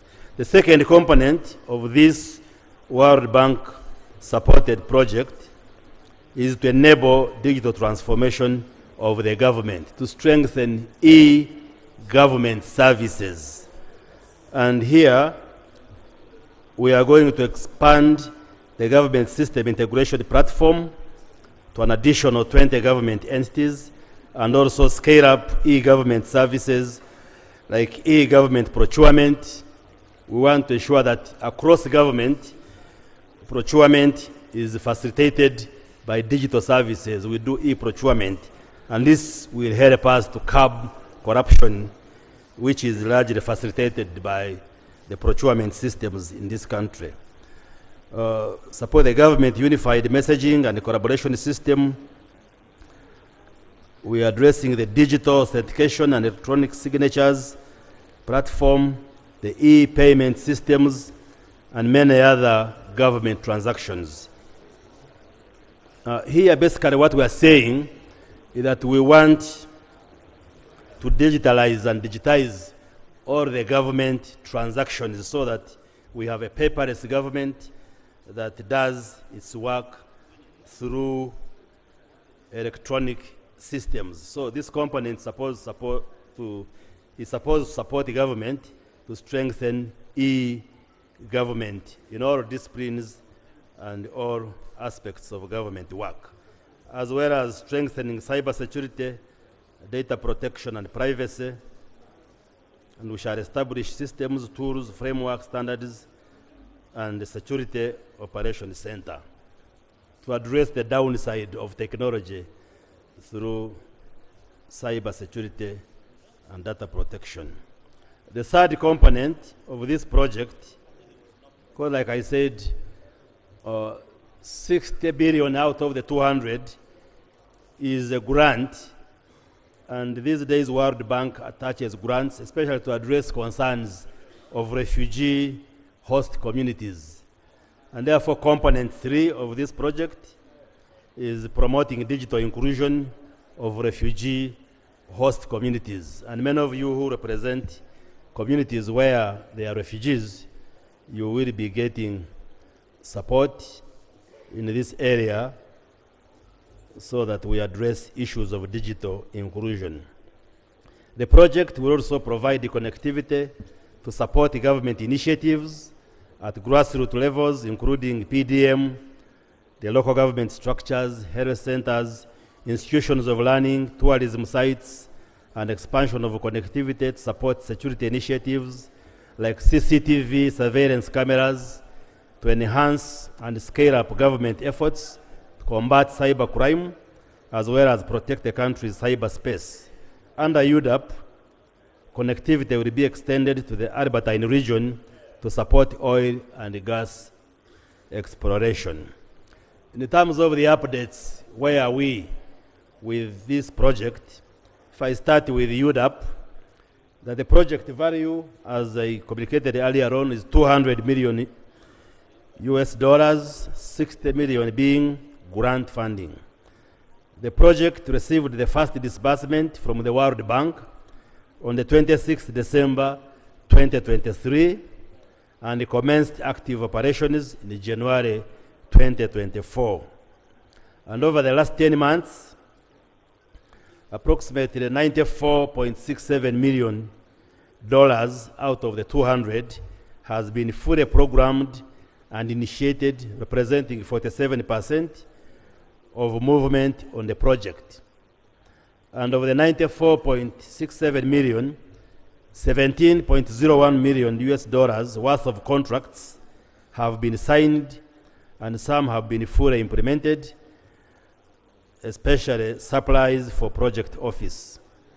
And up to $61.6 million worth of procurements are currently at the final stages of evaluation, and the contracts are expected to be signed by March 2025, while $16.06 million are at NITA-U level review and should be awarded after March 2025. 25. Approximately $105.33 million has been initiated and is being fast-tracked, of which 72.85 million will be informed by 5 key upstream studies that have already commenced. Basically, what I am saying is that in the last 10 months since the project started, NITA-U has been undertaking procurements. And maybe it's an issue we shall discuss again in the Parliament. The procurement processes still remain very lengthy in accordance with our procurement law. It's an issue which we may need to review as government and Parliament. Right Honourable Speaker and Honourable Members, the largest procurements, approximately 31% of the overall project value, that is NBI extension, data center upgrade, bulk internet, UG hub expansion, and e-services development framework, are part of the key procurements currently under the technical evaluation review stage and are to be contracted by the end of March 2025. Additionally, 5 of the 6 key upstream studies informing the downstream procurements, valued at 72.85 million, are under contract implementation, with the 6th to be signed soon and transition to implementation. The technical committee is now reviewing and approving the new Section 2 concepts, and these should be concluded within the next 2 months. NITA-U has internally optimized the procurement workflow process to between 45 to 50%, which means processes that originally took 7.3 months will now take between 3.5 to 4.3 months to complete. That is from concept initiation to contract signing, etc.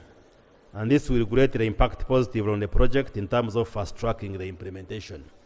I have summarized this in a table which shows the activities, the set of activities which have been accomplished and the amount of resources that have been expended or to be expended, and also the number of entities or activities involved. I also provide information on the progress towards the achievement of effectiveness conditions. Following the fulfillment of the conditions precedent highlighted in the table below, the World Bank declared the project effective on 17th May 2023. I have also provided a table which shows the various effectiveness conditions as per the World Bank requirements, and then the status of effectiveness condition. For instance, condition number 1 is that the World Bank or IDA should be satisfied that the government has an adequate refugee protection framework, and in the second column, we show that there is that satisfaction. The second condition is that the subsidiary agreement has been executed on behalf of the government and the project implementing entity, and I'm also showing when this agreement was signed by Ministry of Finance and the relevant departments. Condition number 3 is about the project's operations manual has been prepared and adopted by the government and the project implementing entity in a form and substance acceptable to IDA, and this has been done. I also provide information on progress toward the legal covenants of the PAD and show the activities like the activity of recruiting the project management implementation unit, the various specialists who have already been recruited to implement the project. The table also shows the other activity of establishing and maintaining a project steering committee and technical committee, and the responses are in the third column,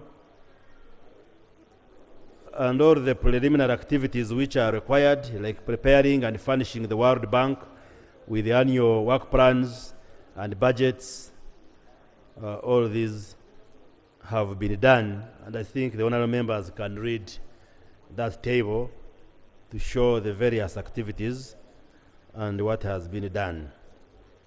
Under this project, we are also going to procure laptops to facilitate digital transformation, and the status is that the process was going on, but one of the tenderers, somebody who had tendered, I think was dissatisfied with the decision.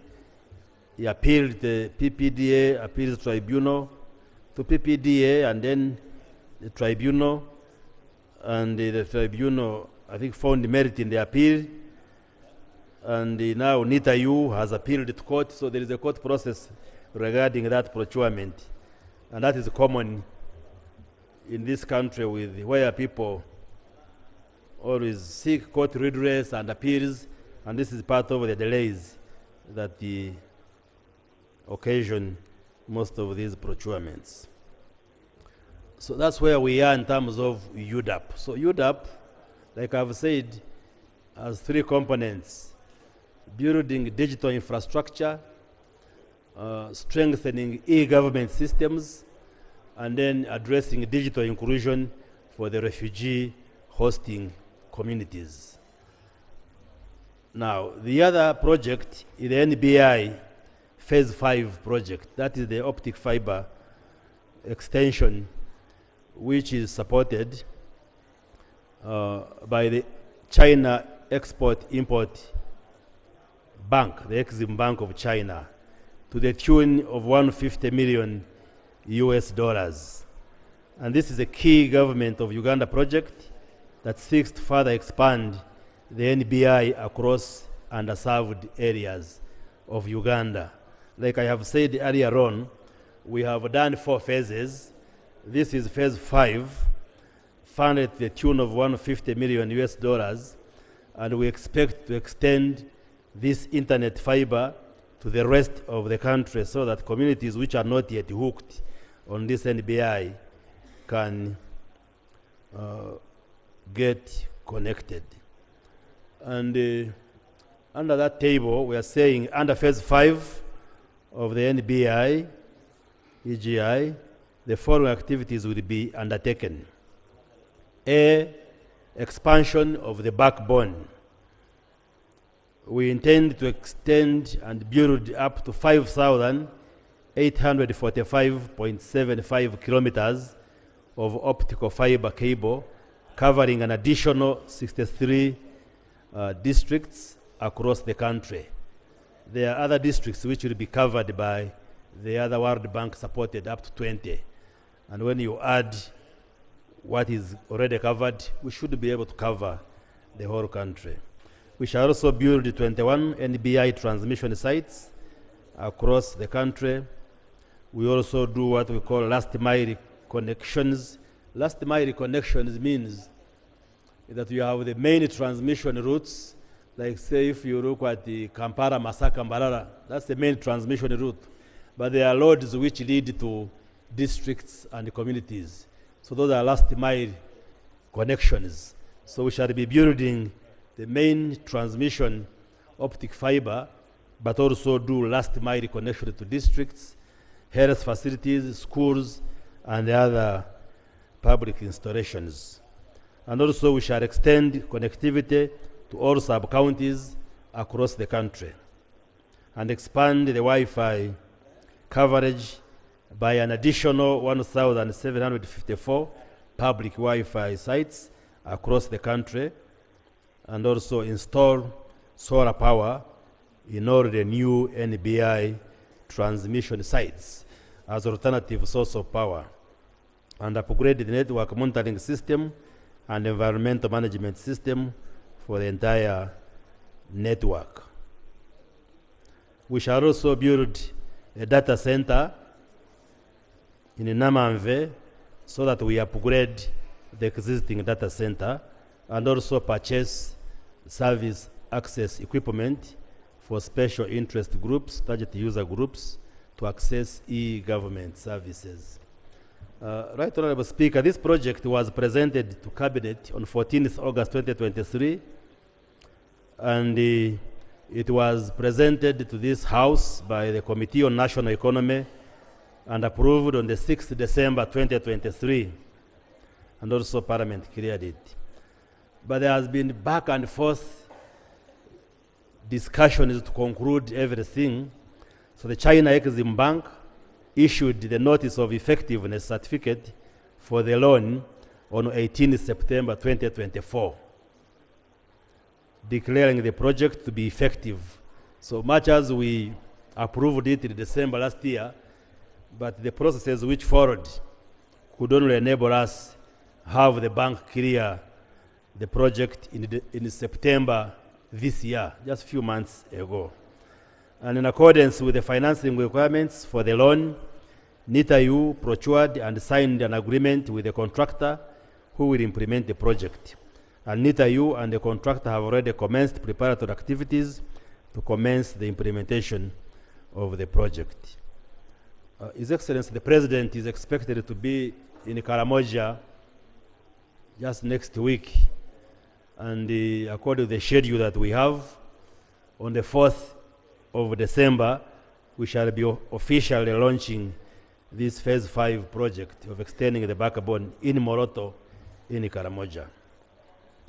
So the NBI EGI Phase 5 project is planned to be implemented within 4 years from the effective date of the commercial contract between NITAU and the contractor. So like I've said, Right Honorable Speaker, we are just beginning the implementation of this project, and I will want to interest members to keep in touch with our ministry to ensure that all our districts get connected. Anyway, we shall connect all the districts, but just to update you on the progress so that we move together. And I will regularly be coming to the House to give updates so that our communities can get connected for internet. The final part of my presentation, Right Honorable Speaker, just speaks to the expected benefits of these two projects. And I will maybe just read the headings without going too much into detail. The expected benefits from these projects include, but are not limited to, the following. Number one, increased network coverage and regional connectivity. Because as we all appreciate, Right Honorable Speaker and members, the future is digital, and we cannot run away from digital services now. So once we conclude implementation of these projects, we should be able to have better network coverage across the whole country. The second benefit is reduction in the cost of internet bandwidth. The challenge we still face as a country and the developing world is that, yes, as we go digital, but you find some of these services, including internet, the data bundles, are still expensive for ordinary Ugandans. So once we expand the infrastructure and we get many people hooked on these services, this plus other measures will enable us to see the cost of internet get down so that we have a favorable ecosystem that can enable all of us to transact digitally in this country. The third benefit is improved efficiency of digital service delivery in the public sector. Like I have indicated, part of the components for the UDA project is to strengthen the e-government services. We are steadily moving from analog and manual processes to digital services. I am sure some of you have gone to, say, process a land title or get a driving permit. You appreciate that systems have now improved because you are able to be served in a much shorter and more efficient way, and maybe with less risks of corruption. Because we believe that if we can digitize all our systems, that's one way of curbing corruption, because we minimize person-to-person interactions when Ugandans are seeking services. Number 4, the other benefit is that we hope to get increased investments from the private sector, because connectivity and the digital ecosystem is one aspect that attracts the private sector and investors to come and invest in this country. And also the other benefit is that once we address this expanded connectivity, we shall have increased innovation, especially from our young people.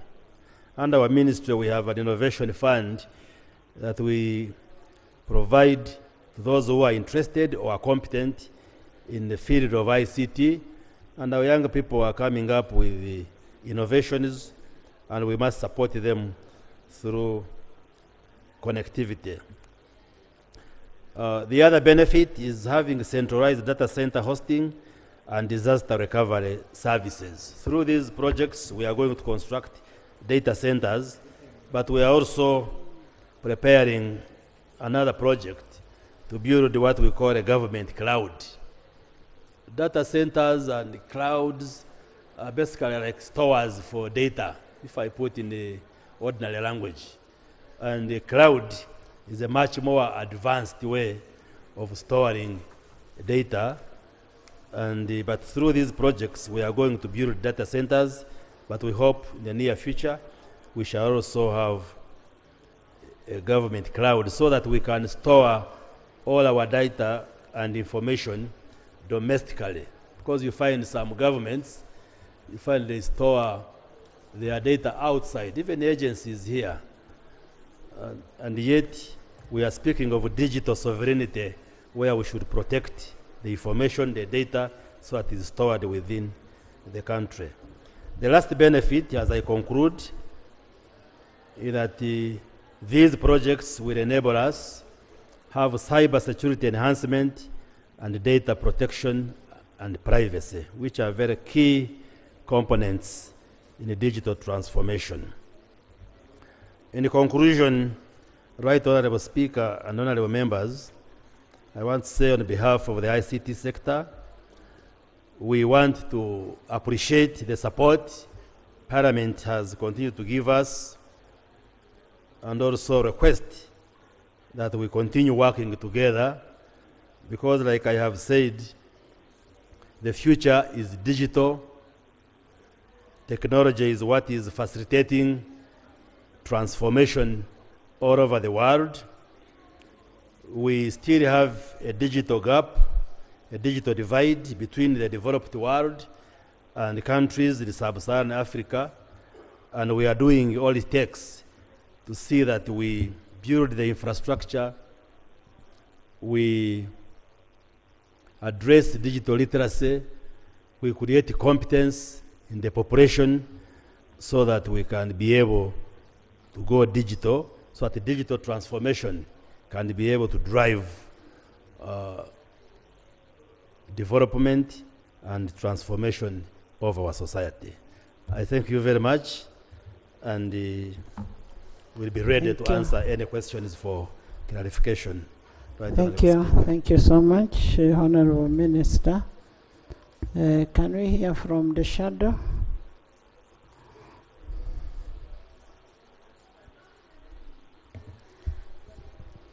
Thank you, Madam Speaker, for this opportunity. I want to thank... And honorable members, after getting both reports, this is what is going to help the sectoral committee on ICT on doing their oversight role. Yes, Minister. Yes, Helen. Thank you, Madam Speaker, for this opportunity.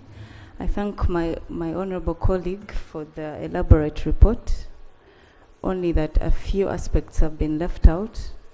And because this side where I stand is supposed to check you, I am obliged to do so. Madam Speaker, he gave us a good report. Like I said, he left out some that I am going to throw more light on. One, I want to thank you that you're going to connect all the districts and inclusive of the islands, because our network connection is really bad. We thank you for that, and we believe it is going to happen soon for security purposes. Madam Speaker, allow me read this verbatim. Please. Just, we have very many challenges when it comes to this phase. You read your document. Thank you so much. I'm going to only read the challenges, Madam Speaker, or the emerging issues from his report. Before the COVID-19 pandemic, the UN Trade and Development, which is an intergovernmental organization within the United Nations Secretariat that promotes the interests of developing countries in the world trade, warned about the climbing debt burden of the low developing countries, Honorable Minister. And it also states that it undermines the service delivery, especially when it comes to education and health issues. Their debts have not only grown, that is the debts of the low developing countries, but also become costlier and riskier. Between 2011 and 2019, low developing countries debt service it tripled to 33 billion US dollars, which represents between 5% and 13% of the value of their exports. The pandemic has exacerbated the situation with LDCs, that is the low developing countries, debt repayment set to hit 43 billion US dollars in 2022. Such a burden will jeopardize their COVID-19 recovery efforts and sap the public funds needed to fight poverty and invest in essential infrastructure such as roads and hospitals. Honorable Minister, we are very much aware that Uganda's history when it comes to debt repayment is not as good. And even when we get loans or acquire loans and this Parliament passes loans, we don't use them accordingly. We mismanage these funds. So I am not sure if this UDAB or this phase, we are going to use that loan properly. I invite you, honorable colleague, to make sure the ministry uses this money appropriately to best serve Ugandans. There is also an issue of lack of insufficient staff. Now that the NITA-U has been rationalized, this project is very big. It is a very big one, and you have limited staff. I want to know from this side how you are going to, I want to know how you're going to handle this project with limited staff, because it looks huge and it's going to serve the entire nation. Then also there is an issue of the confusion between UTEL and Soliton. How have you managed to get to phase 5 without solving this issue of UTEL and Soliton? I need for you to give us that information. Then, Honorable Minister, there is a problem here. There is lack of coordination and linkage with other regional institutions. You will find that NIRA will have information about a member of parliament, and when you want to access it elsewhere, you may not get access because there is no interconnection. And you also talked about 300 Wi-Fi hotspots. Madam Speaker, we are aware that we have about 580 Wi-Fi hotspots said to be functioning or operational, but they are not, Honorable Minister. I will implore you, Honorable Minister, to get your phone, if you can, and look for my UG. It is one of those networks you say are functional and are operating. I would need for you to help me get your phone, access my UG, and you see if you'll get connected. You will not. And this is supposed to be in the urban centers. We are saying we have 580 spots that are connected, but it's not working. So now how are the 300, how sure are we that the 300 are going to work that are going to be connected and our people get the service required. So I need for you to clarify on that. Then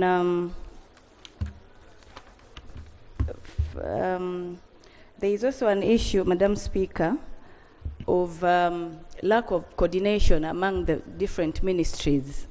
For example, if the Ministry of ICT wants to, connect the NBI, they will have to dig.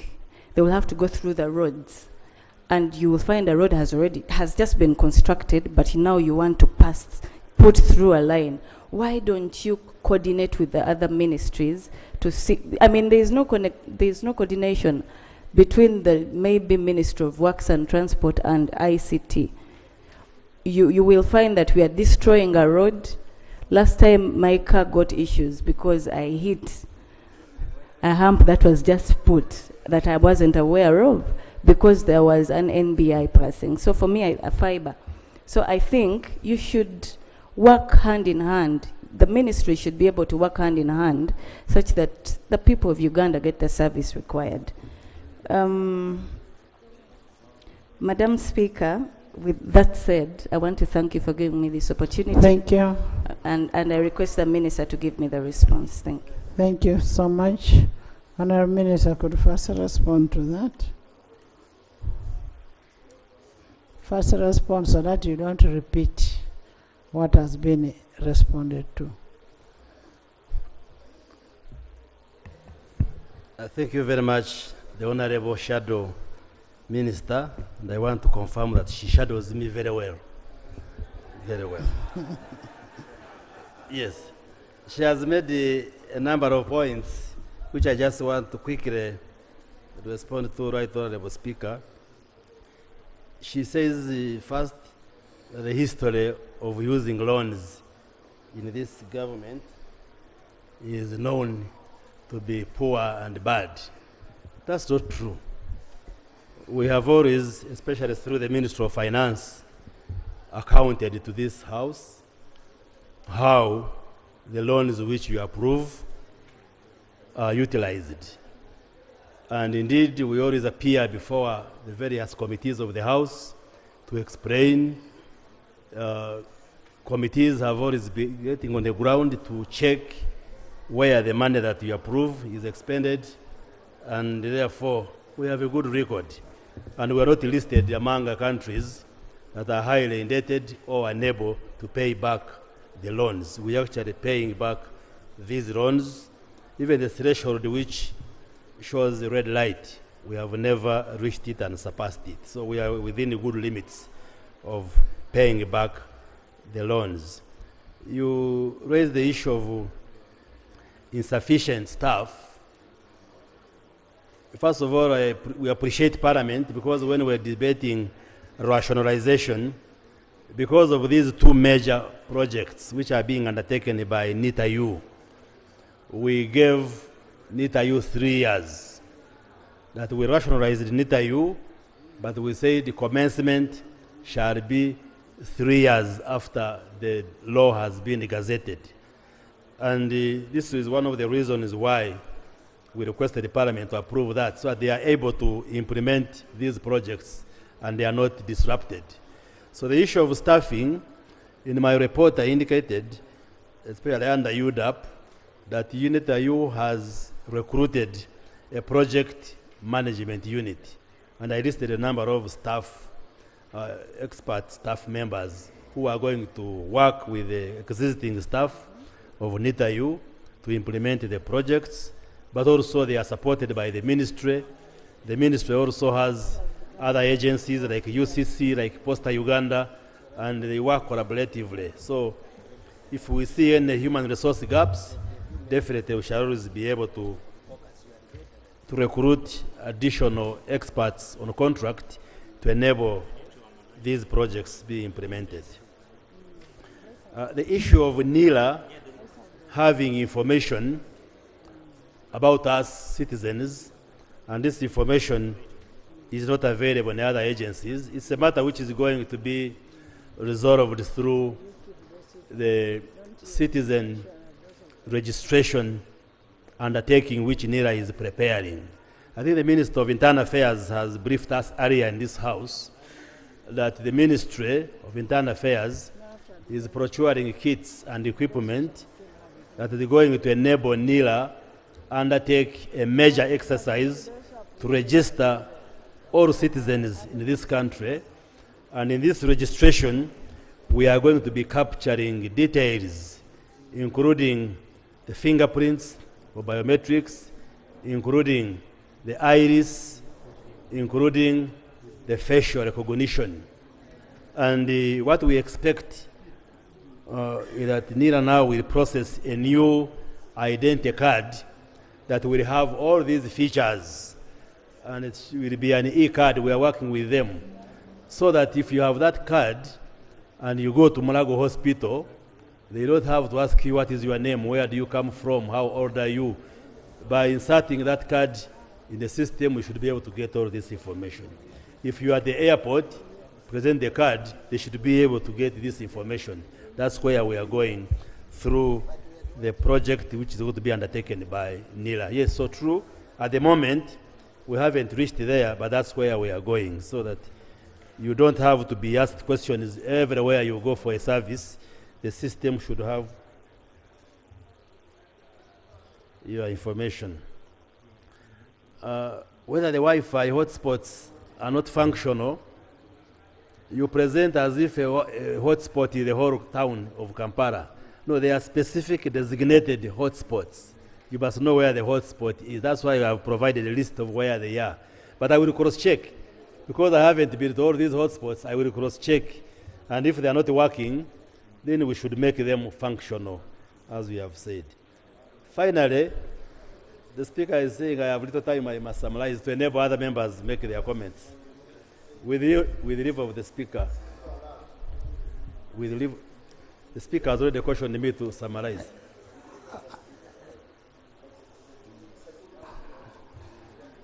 Okay. Okay. Thank you, Right Honourable Speaker and the Honourable Minister.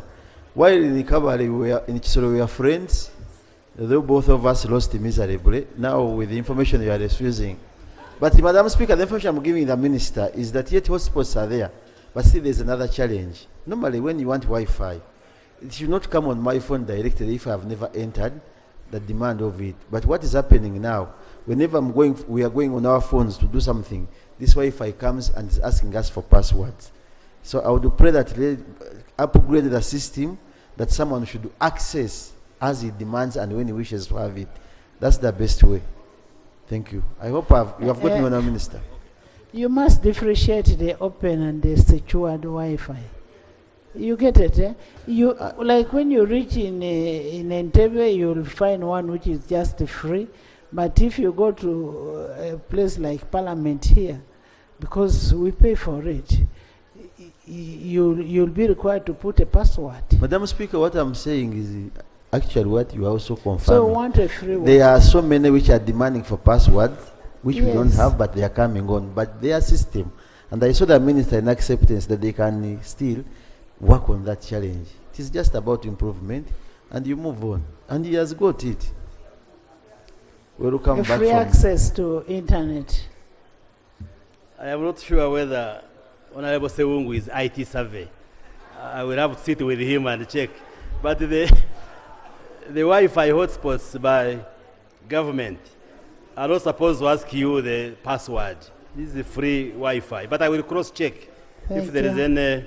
Thank you. Any corrections we must make. Yes. Lastly, Thank you very much. I thought you had finished responding. I had given away. Okay, since the Shadow Minister is comfortable with my response, I can rest my case. Honorable members, as I said, they are giving us an update. And the update, if you want to get more, go to the sectoral committee and do oversight and make a follow-up on what has been done and what is yet to be done. Because it's telling you this is what we are going to do. They have not done it. This is what we are going to do. So do your oversight. Thank you very much, Right Honourable Speaker. And I want to thank the the Honorable Minister for the statement. But I would like to say that as you extend the internet, there are areas which you hinted about, right, Honorable Minister. For example, the tourism sites. You know that some of the challenges that we have in these sites is that for you to elect a mast in a protected area, they have to pay another government entity rent for the year, which sometimes becomes another issue. So if you want to have access, you must make sure that you coordinate as government and ensure that you do not have people who are interested in making money or not interested in helping your ICT sector to serve the purpose. But Right Honorable Speaker, as the Minister presented, in some of the loans he has talked about, 47% has been spent. But what I noted, Honorable Minister, is that your report is largely a procurement activities that have been done. As Parliament, we would like to be interested in substantively what is the impact, because this is the loan we have to pay back. So in your next update, you need to tell us you have spent 47%, but what does it mean in terms of access, the areas that have been covered, in terms of the cost, but also in terms of affordability, not the procurement activities, the project management teams, because these are not the core purpose for which this loan was acquired.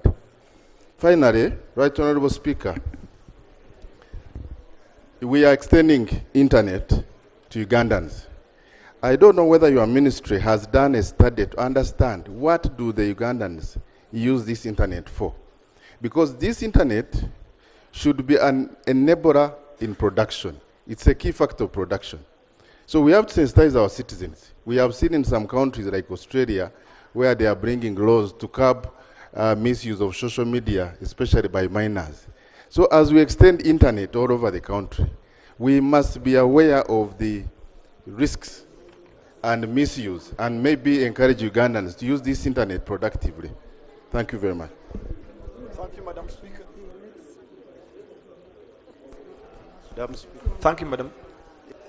Yes, she had said. Honorable members, I have said we are going to have this at sectoral committee level.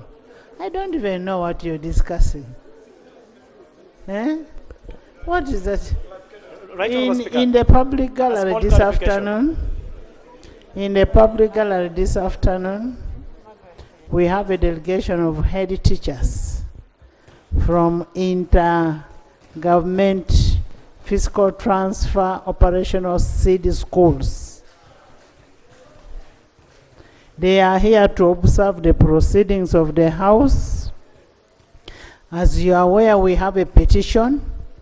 My office has a petition of where the head teachers in seed schools have been there for a longer period, and when the schools are now completed, they are chased, they are transferred, not even transferred, they are chased, they are not even recruited. So, Honorable Minister, that item is going to be on the order paper tomorrow of the issue of transferring the head teachers from where they have been. You could not remove them when the schools were not finished. Now you've decided to remove them because people want to put their own people. Thank you for coming. Next item.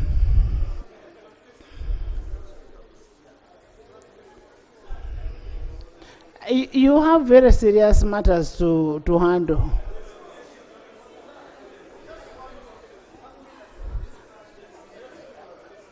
Laying of papers, the annual budget performance report by 2023-2024. Honorable Minister.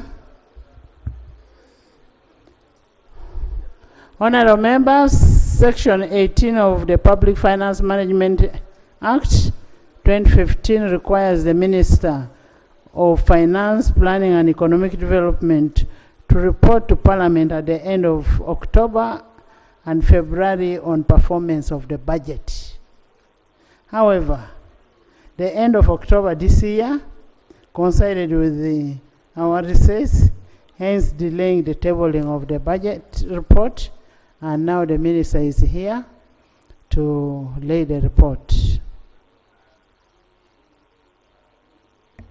Thank you, Madam Speaker.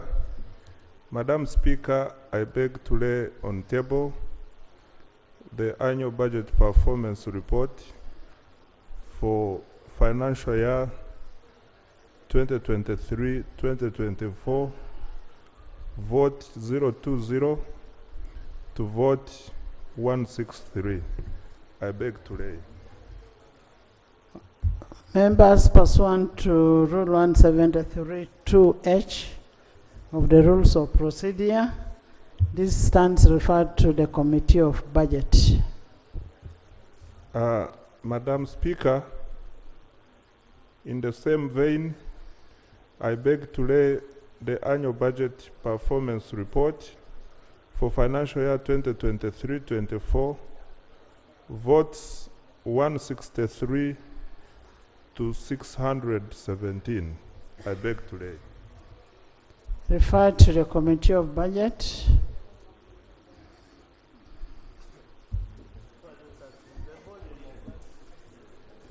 Lastly, I lay on the table annual budget performance report for financial year 2023-24 from votes 001 to 020.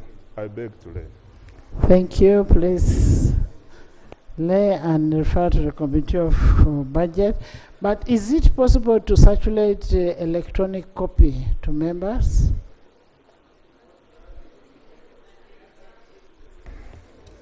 Madam Speaker, we have the soft copy version, yes, which we shall send to the Committee of Budget.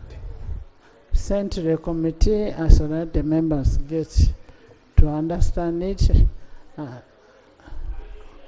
Item 6.2, the annual macroeconomic and fiscal performance report, financial year 2023-2024.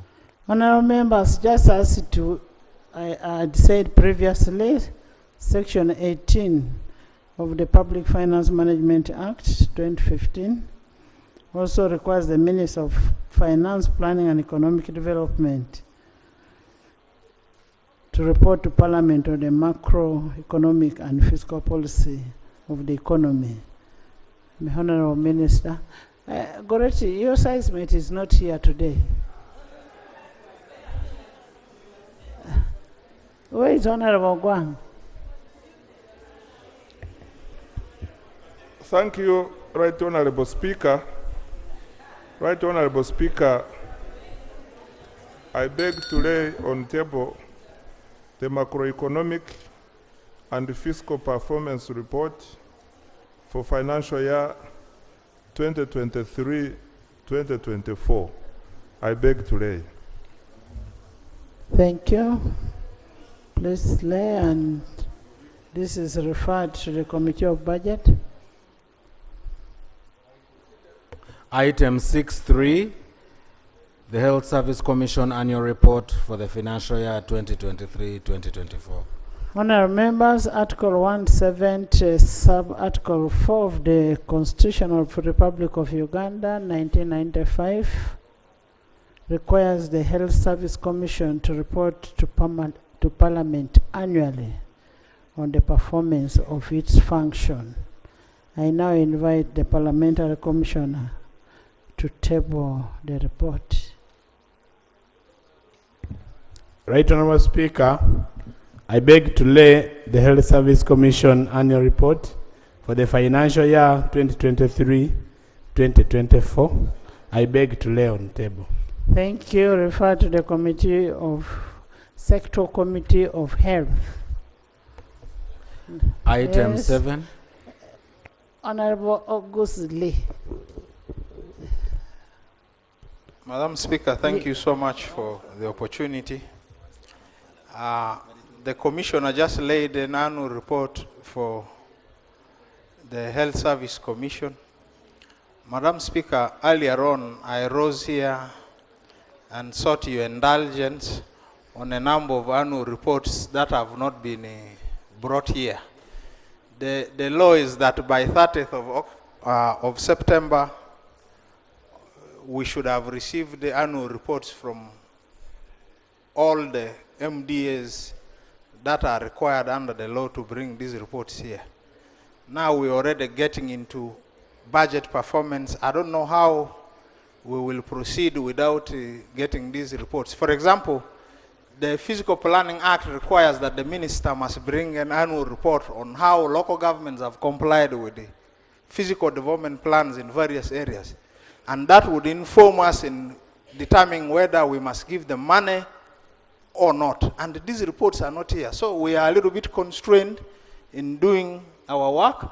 I therefore invite you to again issue another directive so that we have all the annual reports here.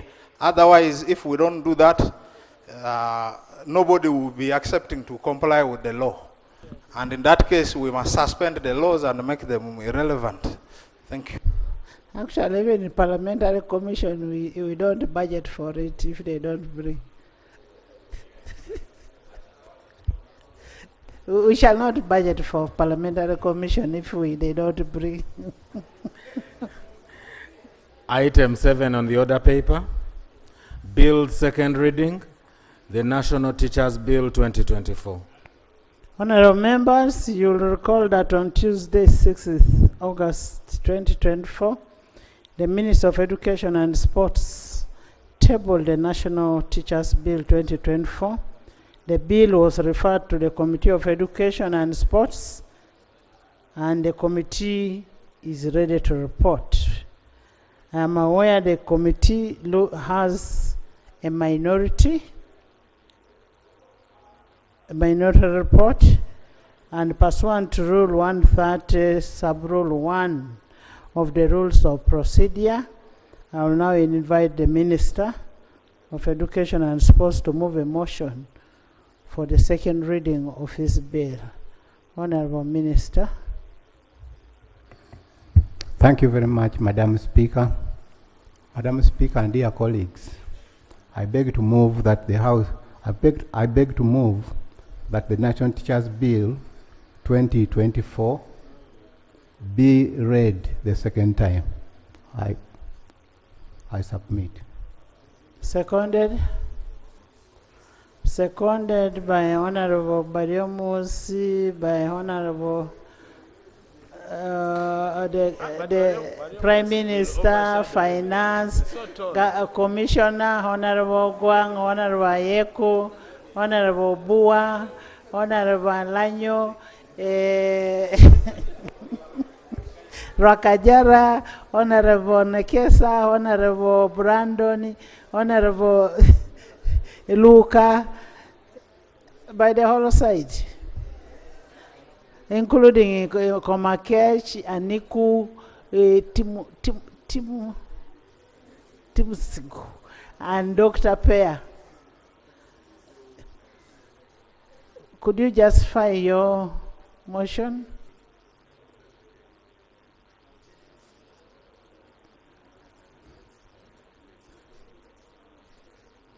Honorable Minister, give us a justification.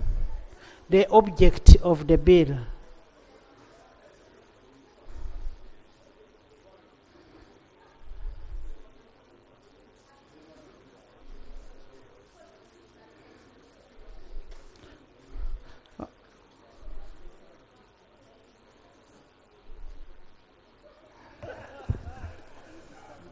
Thank you very much, Right Honorable Speaker.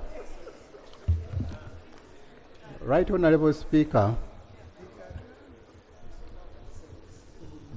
the bill, the policy behind this bill is to give effect to the National Teachers Policy which was adopted by the Cabinet on the 1st April 2019.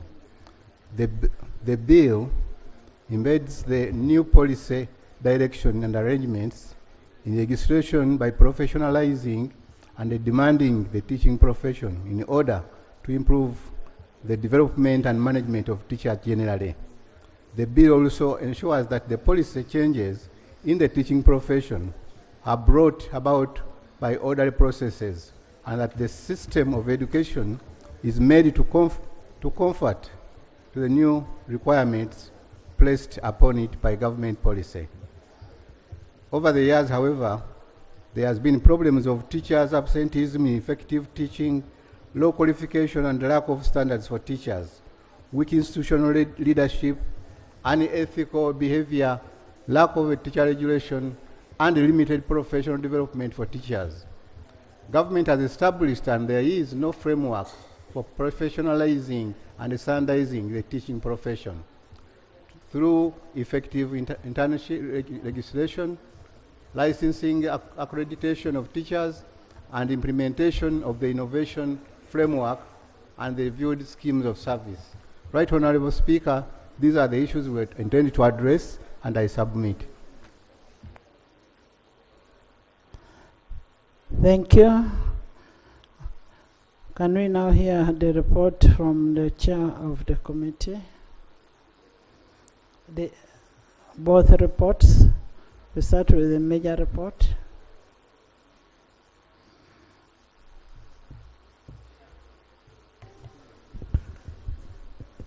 Right Honourable Speaker, I have a report from the Committee on Education and Sports on the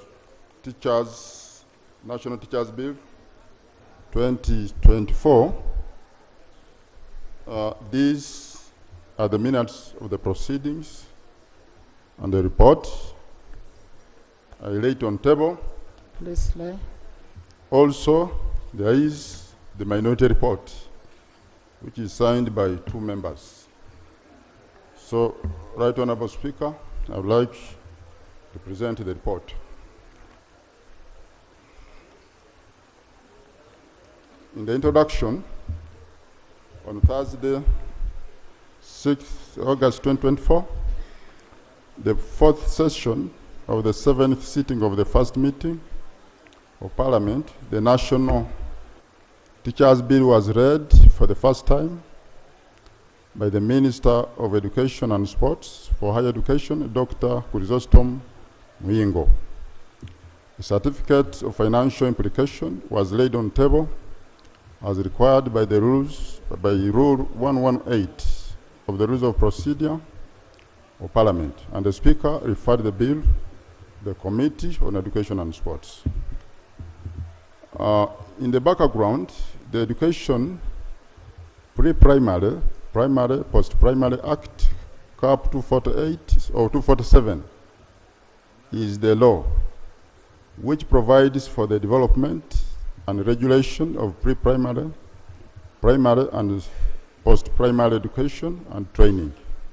And Part 5 of the Act provides for the registration, licensing of the teachers. And the Ministry of Education and Sports informed the committee that the Act does not, however, provide for the overall regulation of teachers in terms of mandating responsible bodies to regulate the teaching profession. So the National Teachers Bill seeks to regulate the teaching profession and promote, maintain, and protect the ethical standards of the teaching profession. Like the Minister has alluded to, the objects of the bill: 1 is to promote, maintain, and protect the ethical standards of teaching profession. 2, to regulate the teaching profession. 3, to provide for an institutional framework for the implementation of the policies, decisions, and directives issued by the Minister regarding teachers. D was to promote the continuous professional development of teachers. And C was to provide for the career development of teachers within the teaching profession. F was to establish the National Teachers Council, and G, to provide for the powers and functions of the minister in relation to teachers and the teaching profession. Right Honorable Speaker and Honorable Members, the methodology used.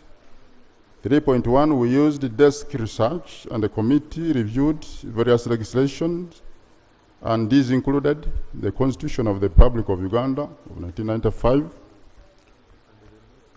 the Education Act 2008, CAP 247, the Education Service Act, CAP 85, the Insolvency Act, CAP 108, the Local Government Act, CAP 243, and the Oaths Act, CAP 19, the Uganda Citizenship and Immigration Act, CAP 66, the Universities and Other Tertiaries or Tertiary Institutions Act, CAP 262.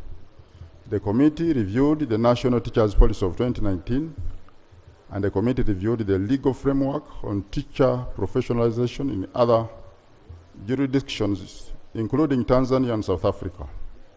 In the meetings, Right Honorable Speaker, the committee published notices for public hearings, invited 22 stakeholders, held meetings, and received memoranda from Ministry of Education and Sports, National Curriculum Development Center, UNEB, Muni University, Mountain of the Moon University, Kabale University, Busitema University, Lira University, Soroti University, Makerere University, National Council for Higher Education, Education Service Commission, UNATU, UPT. Those are abbreviations, but these ones are basically labor organizations. COF2, NOTU, UNITE, NUDIPU is a disability association, Home Education Schooling Parents, then cluster of directors of private education institutions, and the Uganda and Education Advocacy Network. Now the benchmarking visit to Ghana. The committee had benchmarking visit to Ghana, where it interacted with different stakeholders in the education sector, including the National Teaching Council and the Ghana National Association of Teachers. Findings, observations, and recommendations. The application of the Act. The committee perused Clause 2 of the bill on application, and the committee interacted with the different public universities in Uganda, and the universities indicated that the bill should extend to teacher educators and those who teach at tertiary institutions as well. The extension of application of the bill was supported by Busitema University, Mountain of the Moon University, UNATU, Muni University, Lira University, Kiambogo University, UNITE, and EN. UNITE informed the committee that paragraph 5.8 of the National Teacher Policy of 2019 indicates that the policy targets all teachers involved in providing education at various levels. The education levels are categorized as below. We have the early childhood development programs, primary education level, secondary education level, business, technical and vocational education institutions, teachers in other tertiary institutions, and teachers in universities. So the Ministry of Education and Sports informed the committee that the teachers targeted in the bill are those prescribed under Part 5 of the Education Act, that is the pre-primary, primary and post-primary in CAP 247, and not lecturers in universities and other tertiary institutions. Committee observations. The committee perused through this National Teachers Policy of 2019 and agrees with UNITE. However, the committee observed that the legal regime under the Universities and Other Tertiary Institutions Act, CAP 262, covers the regulation of universities and other tertiary institutions. As such, the application clause of the bill should only stretch to pre-primary, primary, secondary, and secondary level as it is in the bill. Recommendation. The committee therefore recommends that A, the application clause should not include universities as they are covered under the Universities and Other Tertiary Institutions Act, CAP 262. B, clause 2 be maintained as it is in the bill. And C, the committee recommends that the Universities and Other Tertiary Institutions Act, CAP 262, should be amended to provide for the regularization and professionalization of university educators. 4.2, the National Teachers Council. The committee notes that the council, that clause 5 of the bill establishes the National Teachers Council as a body corporate. Clause 6 provides for the composition of the council. So the council shall be composed of 7 persons, 2 persons with experience in teaching, leadership, and management of education institutions, but not engaged in active teaching, 1 of whom shall be female, 1 teacher with disability, representing teachers with disability, 4 members of the public, 2 of whom shall be teachers, and 1 advocate with at least 10 years experience in legal practice. In the committee's interaction with Kabbalah University, they indicated that the composition of the council negates enough representation of professional and experienced teachers, given that the business of the council mostly relates to teacher education. UNITA informed the committee that in its current form, the bill leaves out the teacher trainers from National Teachers Council. Teacher trainers play an important role in the preparation of teacher trainees, providing them with knowledge, skills, and values required to function in the teaching profession in general. So leaving them out will create a gap between the council and teacher trainers, and ultimately teacher training institutions. From UNATU, it is stated that the condition of not being engaged in active teaching should be removed so that membership is not limited to those who have retired. They also stated that there is no need for members of the public. They proposed that nominations should be done by the teacher labor unions to represent the collective interests of the teachers whom they represent. Now, this would also result in better decision making that reflects the needs and concerns of the teaching community. Another labor organization called COF2 indicated that the council should be representative of the teaching professional strata, namely pre-primary, primary, secondary, and tertiary. This is to minimize a particular category of educationists, or even none at all, dominating and hijacking membership and decision making. The committee interacted with Bustema University, which proposed that for teacher educators, they should have more than 5 years experience in management in a teacher's college of Faculty of Education. Mountain of the Moon indicated that the number of years for teachers on the council should be increased to 10 years, as it is for the advocate of the council. Makerere University also indicated that the composition of the council needs to be explicit on the different levels of a teacher, so that all levels are represented, pre-primary, primary, and post-primary levels.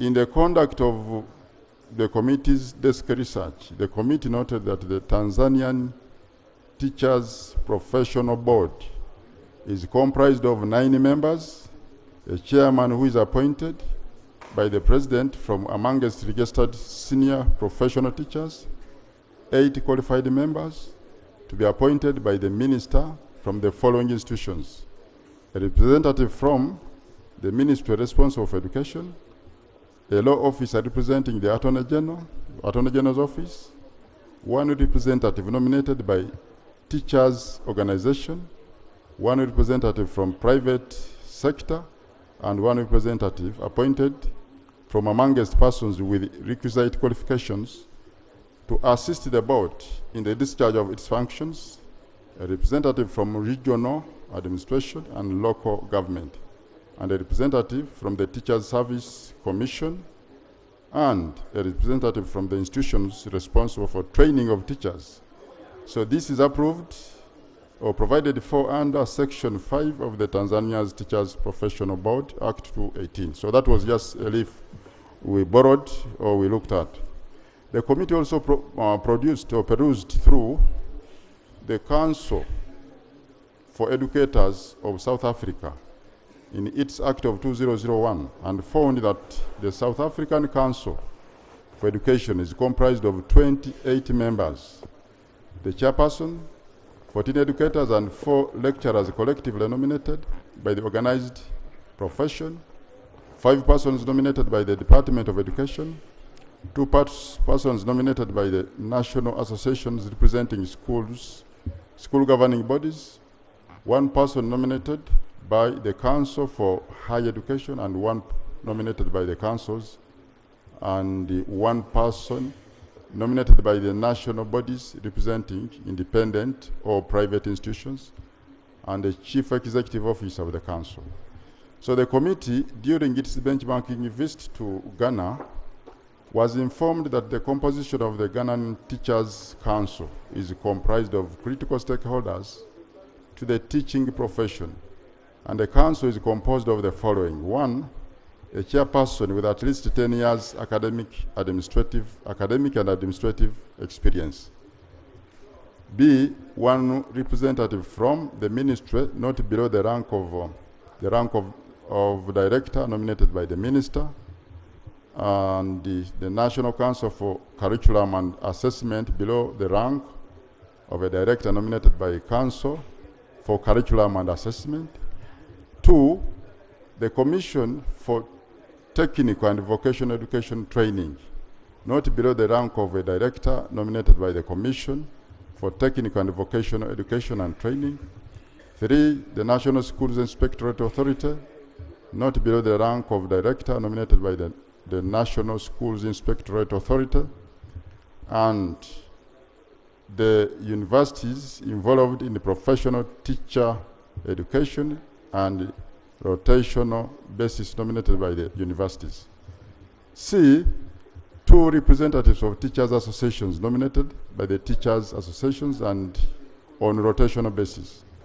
D, 2 representatives of the heads of pre-primary or pre-tertiary education institutions nominated by the heads of the pre-tertiary education institutions on rotational basis, and also 2 educationists one of whom is a woman, and the registrar of the council.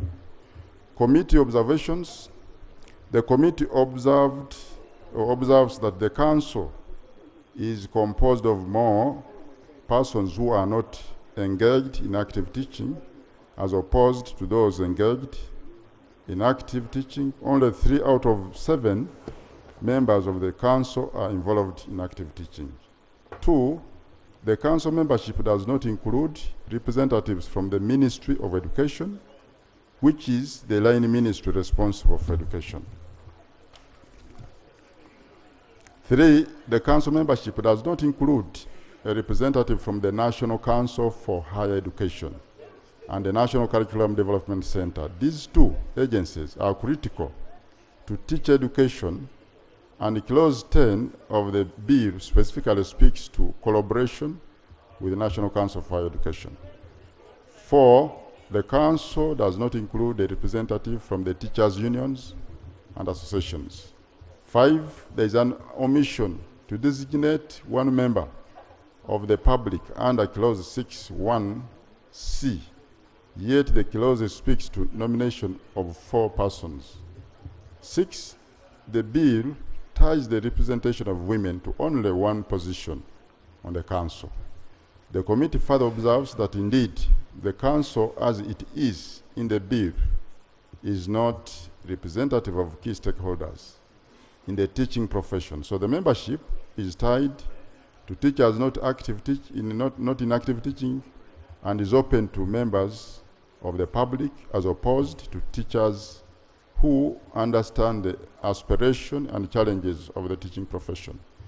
So the example of Ghana, Tanzania, and South Africa presents a representative council which can only handle the affairs of members of the teaching profession.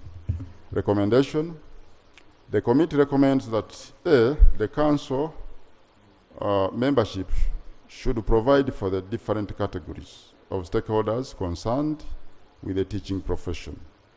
B, the committee further recommends that the requirement of female representation to the council should cut across the entire council and not to only one representative to the council. 4.2, about continuous professional development for the teaching profession.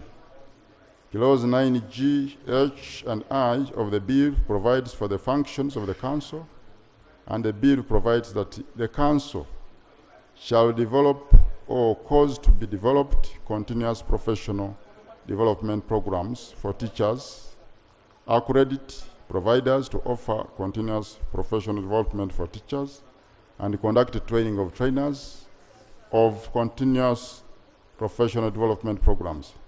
So the bill goes ahead under clause 45 to require every teacher to undertake continuous professional development, and under clause 45.4 to provide that the council may suspend the practicing license of a teacher who fails to undertake continuous professional development programs. The committee interacted with the National Teaching Council of Ghana, which informed them that teachers in Ghana are required to do continuous professional development courses throughout the year. They further stated that the teachers in public schools in Ghana are given continuous professional development allowances by the government.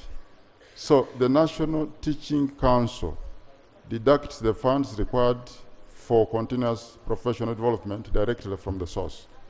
Committee observations. The committee observes that clause 9.1 indicates that the council shall conduct training of trainers of continuous professional development programs. This presupposes that the council shall conduct these trainings by itself as opposed to hiring providers, which contradicts the provisions of clause 9H. Recommendation. The committee recommends that the government should motivate teachers to carry out continuous professional development as part of their professional development, which enables them to comply with licensing requirements under the law every 4 years. And B, clause 9.1 or 9I should be recast for purposes of clarity. 4.4, collaboration with the National Council for Higher Education. Exclusion of other government agencies. The clause 10 of the bill provides that the council shall collaborate with the National Council for Higher Education. And Mountain of the Moon University, in their submission to the committee, stated that National Teachers Council, in addition to collaborating with the National Council for Higher Education, also collaborates with the UNEB, UBTEB, and National Curriculum Development Center. Now, another body that came and interacted with us, NASTA, also submitted that the Act should do or could also point out the collaboration of NTC with other departments like Education Students Agency and Education Service Commission. National Council for Higher Education indicated that the bill does not include other organs like ESA, NCDC, that have bearing with education matters like standards, quality, and curriculum development. EAN stated that the collaboration with the National Council should provide for collaboration in the training of trainers and accreditation of CPD programs for the teachers. Committee observations. The committee observes that the clause stands to leave out other critical agencies such as the National Curriculum Development Center, which are critical in the teaching profession. Recommendation. The committee recommends that clause 10 should be amended to include collaboration with other government agencies. B, to provide for collaboration in the training of trainers and accreditation of continuous professional development programs for teachers. 4.42, conflicting mandate with the National Council for Higher Education. The committee noted that the bill provides for conflicting mandates between the National Council for Higher Education and National Teachers Council. The National Council for Higher Education is amended under Section 4M of the Universities and Other Tertiary Institutions Act, Cap 262, to certify that an institution of higher education has adequate and accessible physical structures and staff for the courses to be offered by it.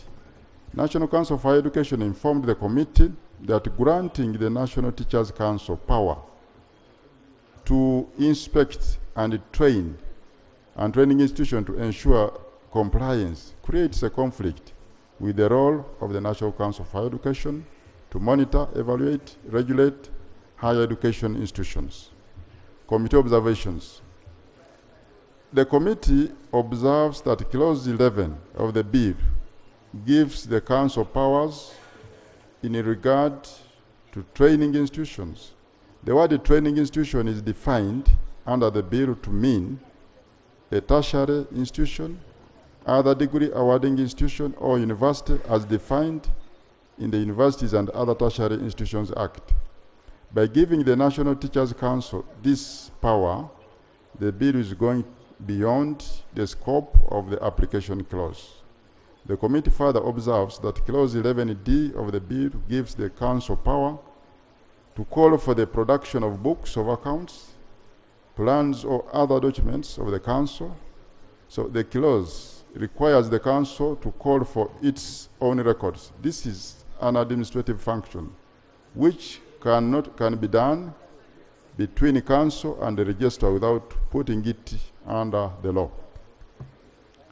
The bill provides under Clause 11E that the Council shall have powers to enter and inspect any training institution to ensure compliance with this Act, and Clause 11E also presents a conflict with the functions of the National Council for Higher Education under Section 4M of the Universities and Other Tertiary Institutions Act, Cap 262.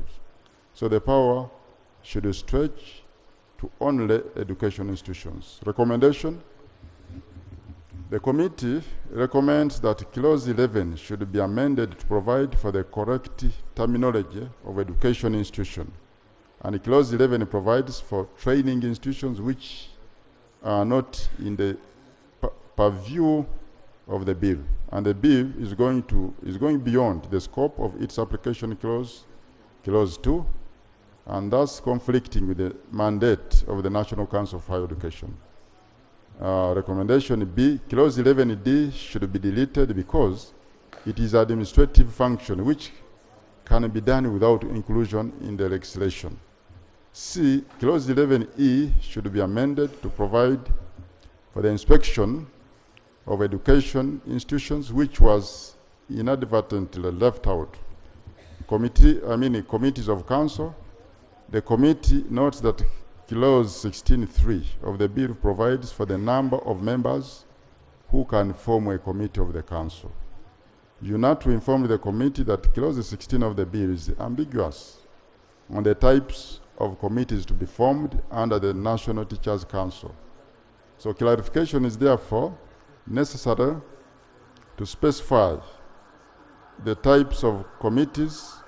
For example, the committees that handle grievances, ethics, and professional development.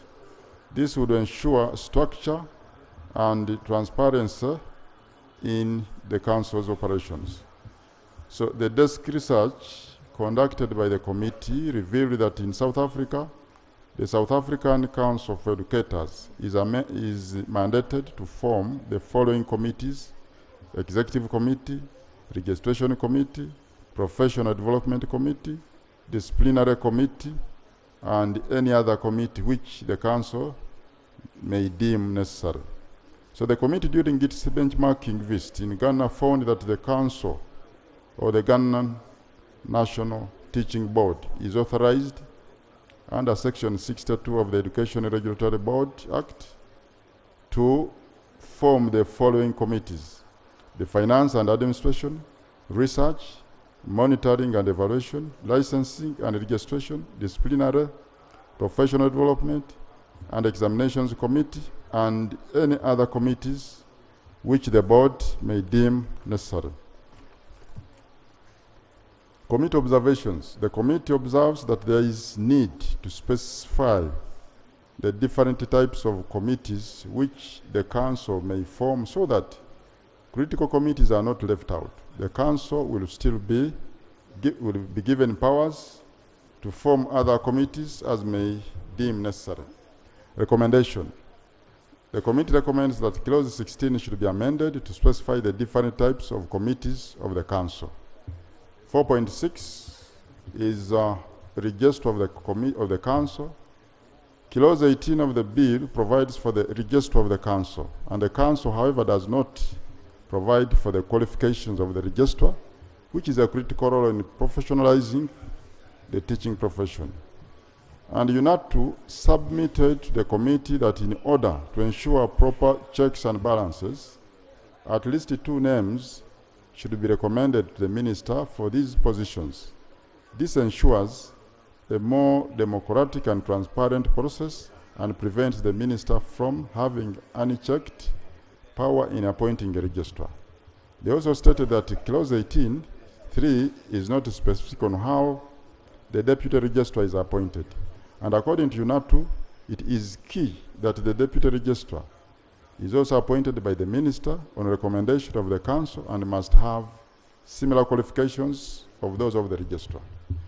The Education Service Commission stated that the registrar and the deputy registrar should be appointed by the minister on recommendation from the Education Service Commission, and note that the Council are not the Council.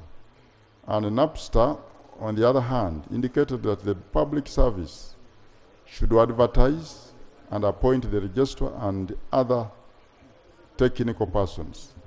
The committee, in its benchmarking visit, was informed that the registrar and the deputy registrar of the National Teaching Council are senior professional teachers with 10 years experience and knowledge in matters relating to teaching profession, law, management, and administration. So the committee reviewed the Tanzanian Teachers Professional Board Act 2018 and established that the qualification for the registrar is a senior professional teacher with 5 years experience and knowledge in matters relating to teaching profession, law, management, and administration.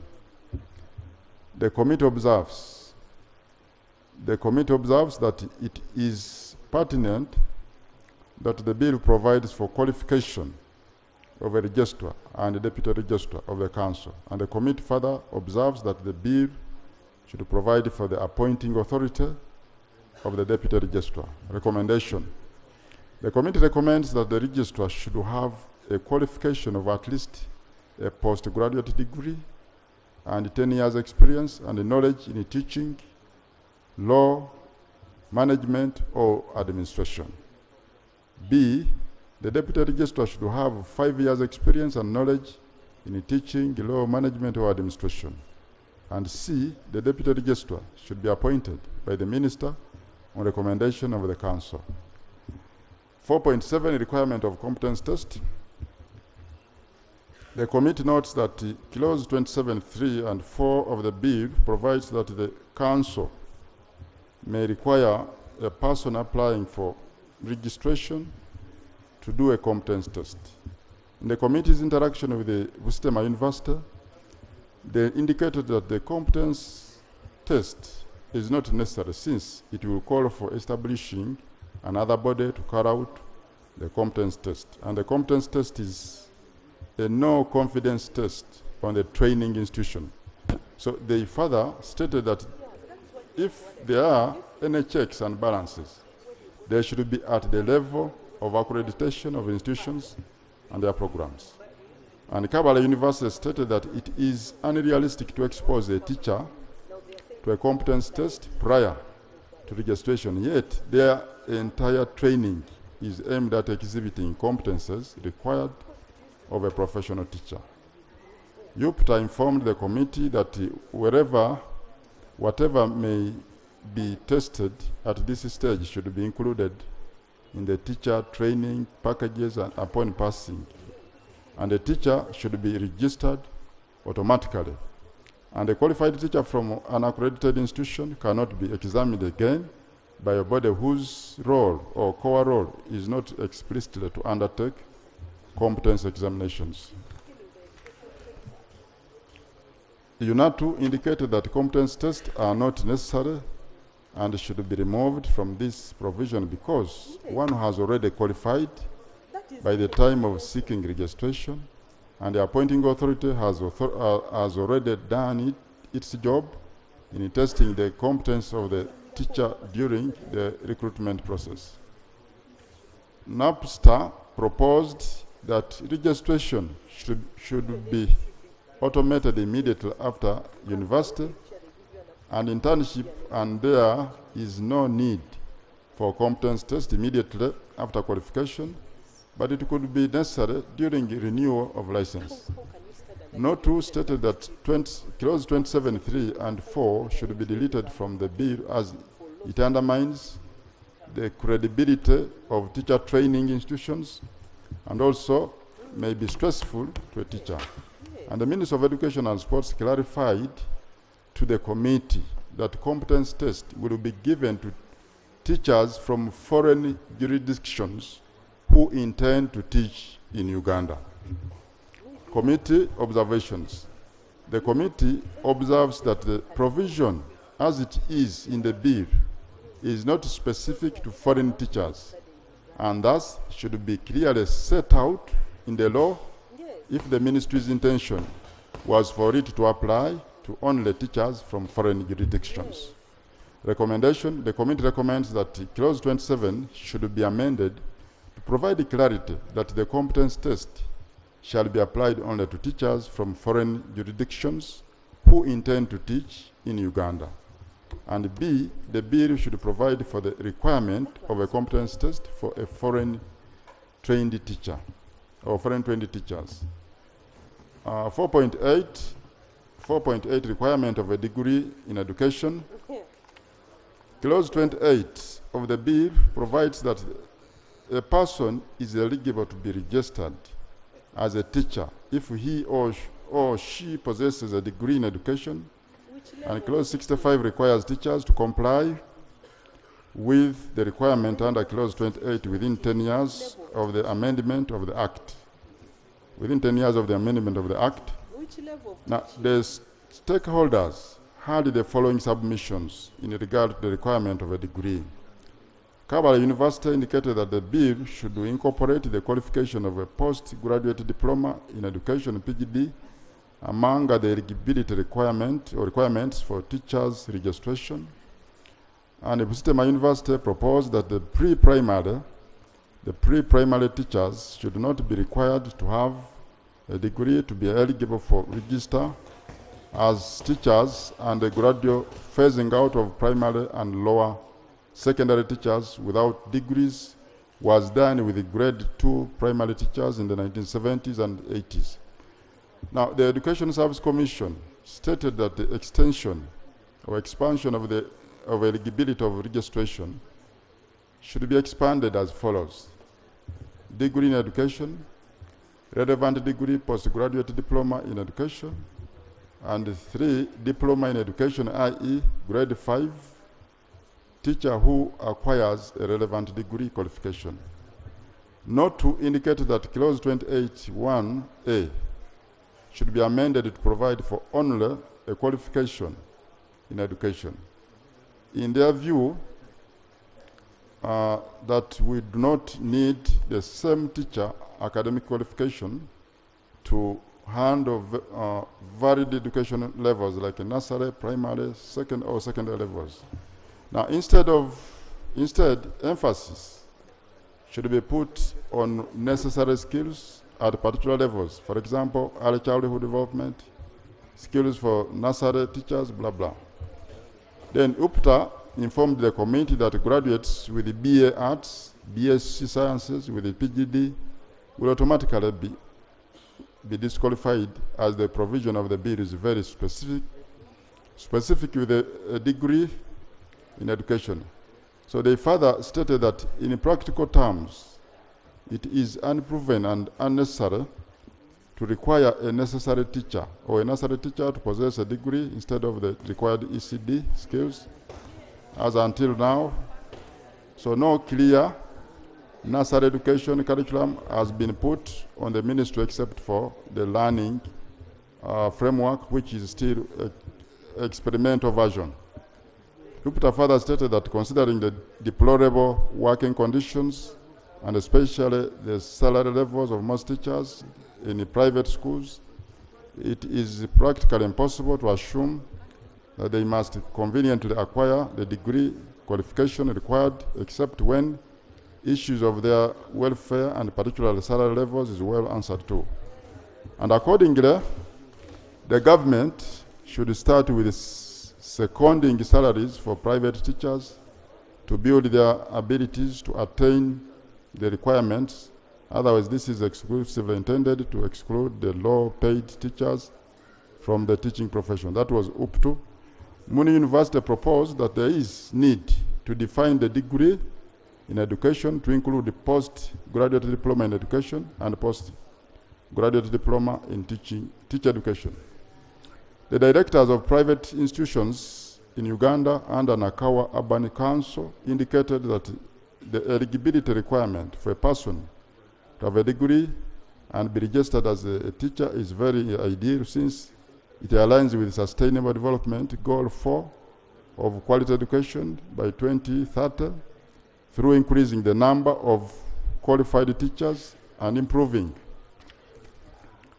education facilities with equal access to affordable vocational training and higher education for all. They, however, stated that all costs from the above processes should, however, be removed, identifying sustainable funding sources to support the initiatives outlined in the bill.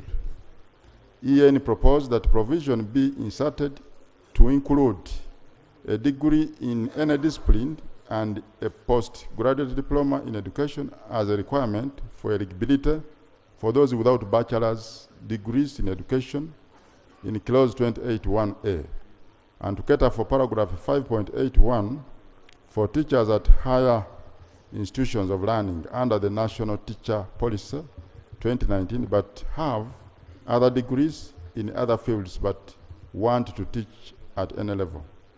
The Minister of Education and Sports informed the committee that the National Teachers Policy 2019 requires teachers to possess a bachelor's degree, and the Minister indicated that there is need to standardize the academic qualification of teachers in the long run.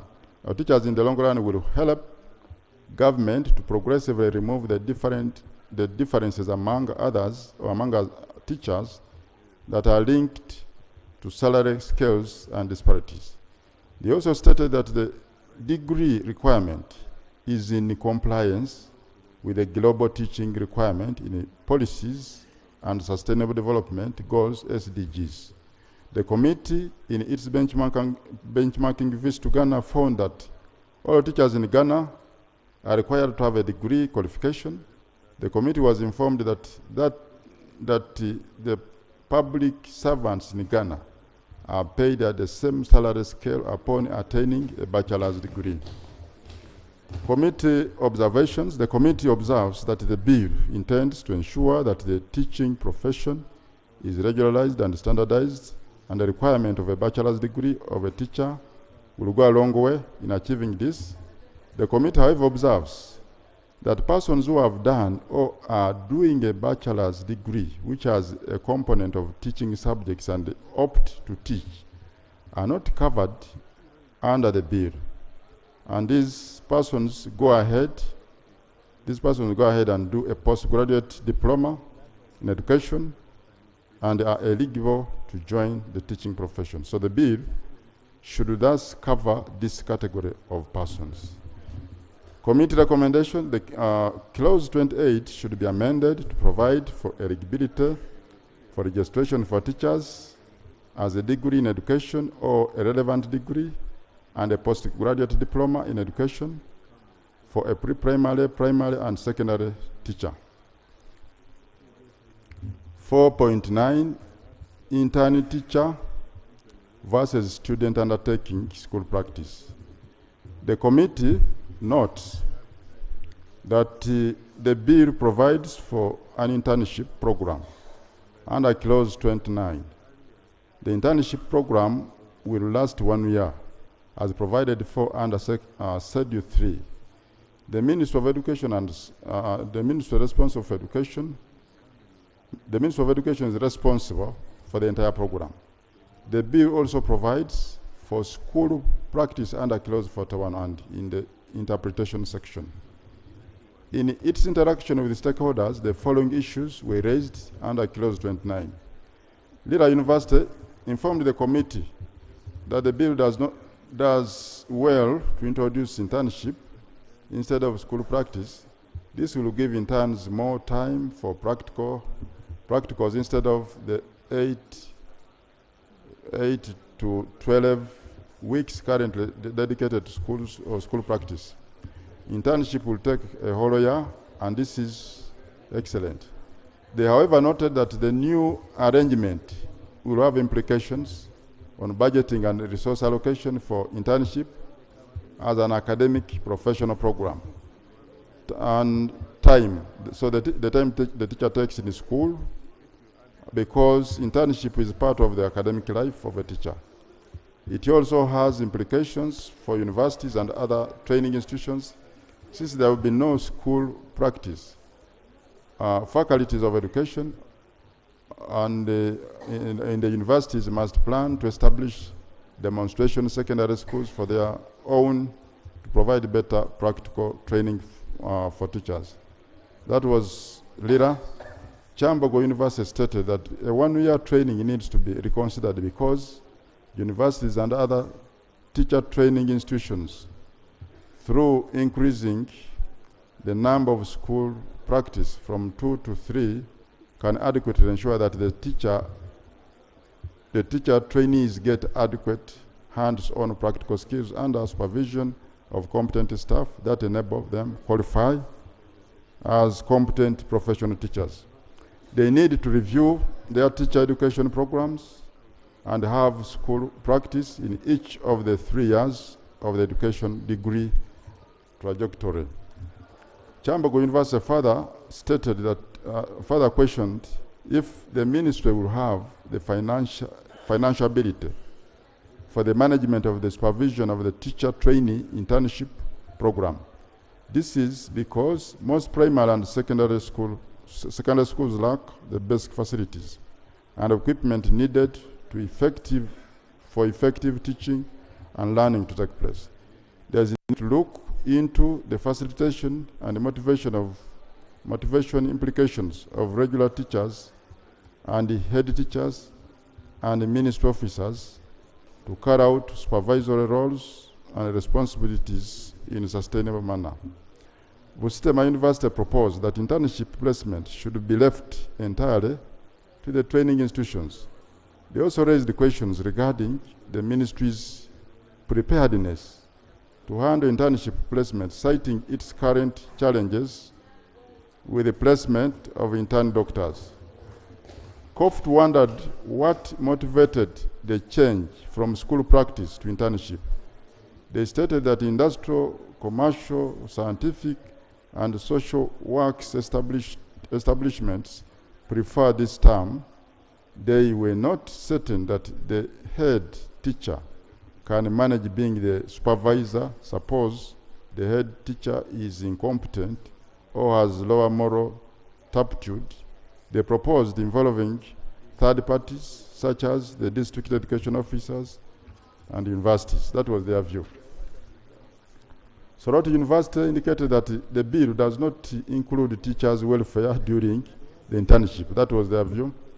EN made a proposal for recognition of prior learning experience and equating these other present qualifications they hold to equating and equalizing or substantial reduction of the 12 months requirement for internship in the third schedule in the event the same considerations is missed in the regulations. So according to EN, it is inconceivable to have a person already teaching at higher institutions of learning with a master's degree or a PhD to do a 12 months internship teaching.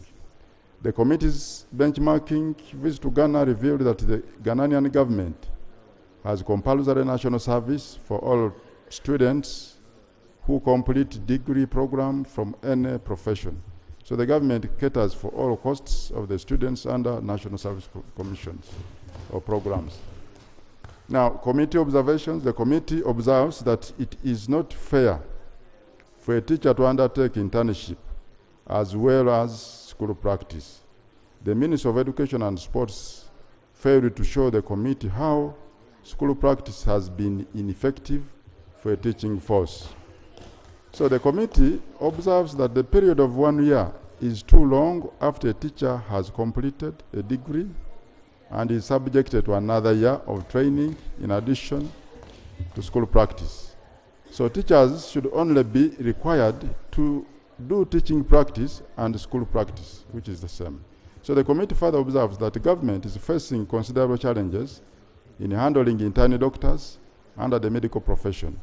It is thus questionable if the government will effectively handle the compulsory internship for teachers given the resource constraints which always affect the internship requirements under the medical profession. Committee recommendation, the requirement for internship for teachers be deleted from the bill, but in the alternative, teachers should be required to do school practice in each year of the teacher training course. So that is the committee recommendation. 4, issuance and cancellation of certificate of registration. Clause 31, 1C provides that the council may cancel a certificate of registration if it is in the opinion of the council and it is in the public interest to cancel the certificate. Not to inform the committee that clause 31, 1C is a subjective provision that is prone to abuse and should be deleted.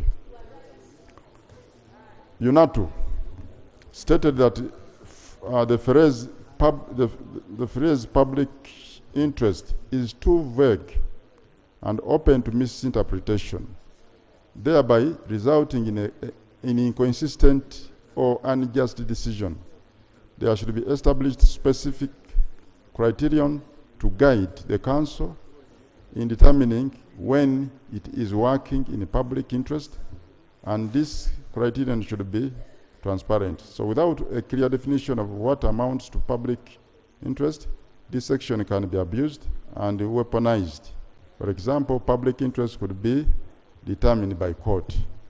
Committee observations. The committee observes that clause 31(1)(c) may also be prone to abuse because it is difficult to establish what the public interest amounts to. Recommendation 31, clause 31(1)(c) should be deleted. Then 4.11, teaching or teacher training. Clause 43 of the bill provides for the teacher training requiring a person teaching a degree in education or in a training institution to possess a relevant qualification, not to indicate that the committee that the clauses are adequately addressed in the Universities and Other Tertiary Institutions Act, CAP 262, and the enabling regulations thereof, and therefore it may not be very necessary to have it here rather than the act in question may be reviewed for strengthening in a case of any new stronger proposals. National Council for Education proposed that clause 44.2 be recast to provide that the minimum admission requirement referred to in section 1 shall be determined by the National Council for Higher Education in consultation with the Council, as this is in line with the National Council's mandate in section 4D2 of the Universities and Other Tertiary Institutions Act, Cap 262. Committee observations. The committee observes that clause 43 and 44 are going beyond the application of the bill, provided for under clause 2. So the bill does not stretch to regulating lecturers in training institutions. So these two provisions are provided for a conflicting mandate between the National Teachers Council and the National Council for Higher Education. Recommendation, clause 43 and 44 should be deleted because it has a conflicting mandate with the National Council for Higher Education under Universities and Other Tertiary Institutions Act, Cap 262. On the schedule 4.12, schedule 2, and paragraph 2 of the schedule 2 of the bill provides for the quorum for a meeting in the council. Committee observations. The committee observes that the quorum of members of the council should be amended to 2/3 as opposed to a sitting specific number. Recommendation, the quorum of members of the council should be 2/3. Conclusion, the committee understands the pertinent need to professionalize the teaching profession, and the council also appreciates the establishment of the National Teachers Council to enable the professionalization of the teaching profession. So the committee recommends that Parliament adopts the committee report and passes the bill subject to the proposed amendments. I beg to submit, Right Honourable Speaker. Thank you. Thank you so much, Chairman. Thank you. You still have a report?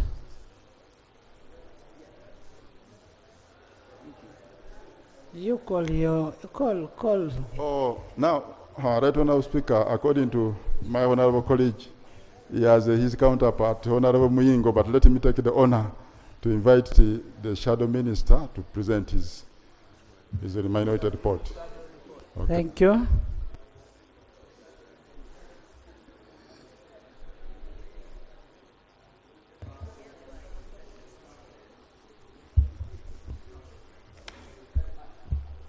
Thank you, Madam Speaker.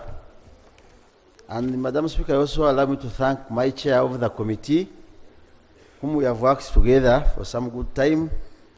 And however, I have a minority report, which is signed by 3 members. That is Honorable Kaimba Solo, Mukoma Nsimbi, Honorable Song Joseph Gonzaga, Minister of Education Shadow, and Honorable Linda Irene Fort Portal, member. Madam Speaker, background of the bill has been stated. Let me go to points of dissent. The grounds of dissent are in the following areas. A, clause 5, the bill proposes to establish the National Teachers Council as a body corporate with the power to do all things a body corporate may lawfully do, including to shoo and be shooed. This is against the cabinet policy to rationalize government agencies so as to reduce government expenditure. Clause B, clause 45 of the bill requires all teachers engaged in teaching to undertake continuous professional development, CPD. This is unfair for teachers given their meager pay unless government intends to cover the costs for the continuous professional development. Clause C, clause 33 of the bill provides for licensing of teachers, and clause 36 provides that teachers will be required to renew the license after every 4 years.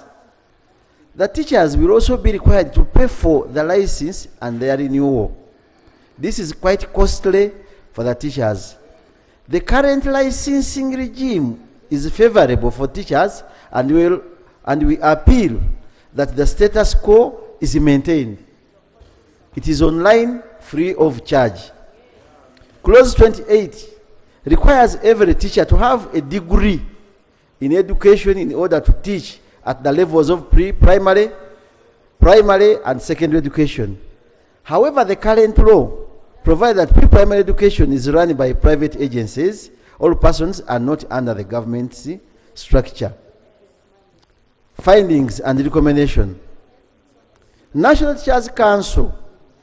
The bill proposes to establish National Teachers Council under Party 2. The Cabinet adopted the rationalization of government agencies and public expenditure. RAPEX on 22nd February 2021 as a step to reduce government expenditure. Parliament has rationalized the number of government agencies in a bid to reduce expenditure, and tough decisions had to be made to rationalize the agencies. It is inconsiderate for government to rationalize agencies on one hand and on the other hand create new bodies. Furthermore, the Ministry of Education and Sports was not able to demonstrate to the committee the importance of establishing a council, and therefore the establishment of a National Teachers Council is against the policy of rationalization. What is our recommendation as a minority? Instead of creating a council of 7 members, the government should direct those funds to the district, particularly to the inspection department, to oversee and supervise the performance of teachers in schools. This will enable the proper evaluation of the performance of teachers as opposed to establishment of a council to carry out their role. And most likely they will be living here in Kampala. 4.2, Madam Speaker, continuous professional development. Clause 9G, H, and I of the bill provides that the council shall develop all cause to be developed continuous professional development programs for teachers, accredited providers to offer continuous professional development for teachers, and conduct training of trainers of continuous professional development programs. The bill goes ahead under clause 45 to require every teacher engaged in teaching to undertake continuous professional development. Furthermore, clause 45(4) provides that the council may suspend the practicing license of a teacher who fails to undertake continuous professional development. The Ministry of Education and Sports informed the committee that just like other professions, teachers will meet the cost of their CPD. We note that similar requirement for continuous professional development exists in Advocates Act, Cap 295, under Section 10, that provides that the committee shall conduct and promote continuous legal education for qualified legal practitioners. Section C of the Uganda Law Society Act, Cap 305, provides that the Law Council shall exercise through the committee general supervision and control over professional legal education in Uganda, including continuous legal education for persons qualified to practice law in Uganda. In practice, Law Society requires advocates to pay fees for different continuous legal education trainings through the year. These fees range from 100 for online courses to up to 500 for physical courses.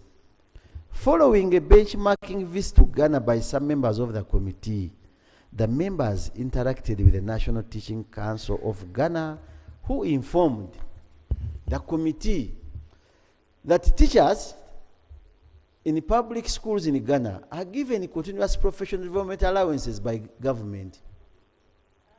The requirement for continuous professional development for teachers raises questions on affordability of continuous professional development programs for teachers considering their monthly pay. Unlike other professions like advocates and accountants, surveyors, among others, Teachers are not well remunerated. For instance, a primary teacher earns about 400 shillings per month, and the nursery teacher earns around 200,000 Uganda shillings, which 400, yeah, I think that's what I've said. Okay. 400,000 shillings per month, and the nursery teacher earns about 200,000 shillings, which does not cover most of the basic needs of a teacher. Recommendation. Unomingo is looking at me. Government should fully cover costs of continuous professional development for teachers. If not, it should not be a mandatory requirement for teachers, which causes cancellation of licenses. 4.3, licensing of teachers. Clause 33 of the bill provides for licensing of teachers, and clause 36 provides that teachers will be required to renew the license after every 4 years. The teachers will also be required to pay for the license and their renewal. The current regime is favorable in that a teacher is not required to pay for the registration or licensing. However, the bill gives the council power to prescribe a fee for teachers to be licensed every 4 years. This is quite costly for the teachers. In addition, this proposal will further affect a number of persons who will be desirous of pursuing the teaching profession. The Uganda Private Teachers Union informed the committee that there is already a deficit in the number of teachers in the country, as shown below in this table. Primary schools, approved staff is supposed to be 172,531 teachers in Uganda. The existing number is 138,080 teachers. The deficit is 34 teachers, 523 in the whole country. Secondary level, the approved staff should be 82,782 teachers. The existing staff level in Uganda now is 35 teachers, 950 teachers. And the deficit is 46,842. The current situation in Uganda does not favor, honorable members, Madam Speaker, I seek for your protection. The current situation in Uganda does not favor teachers, and therefore many teachers, many are leaving the profession through early retirement, all free to pursue other businesses such as border riding, to mention but a few.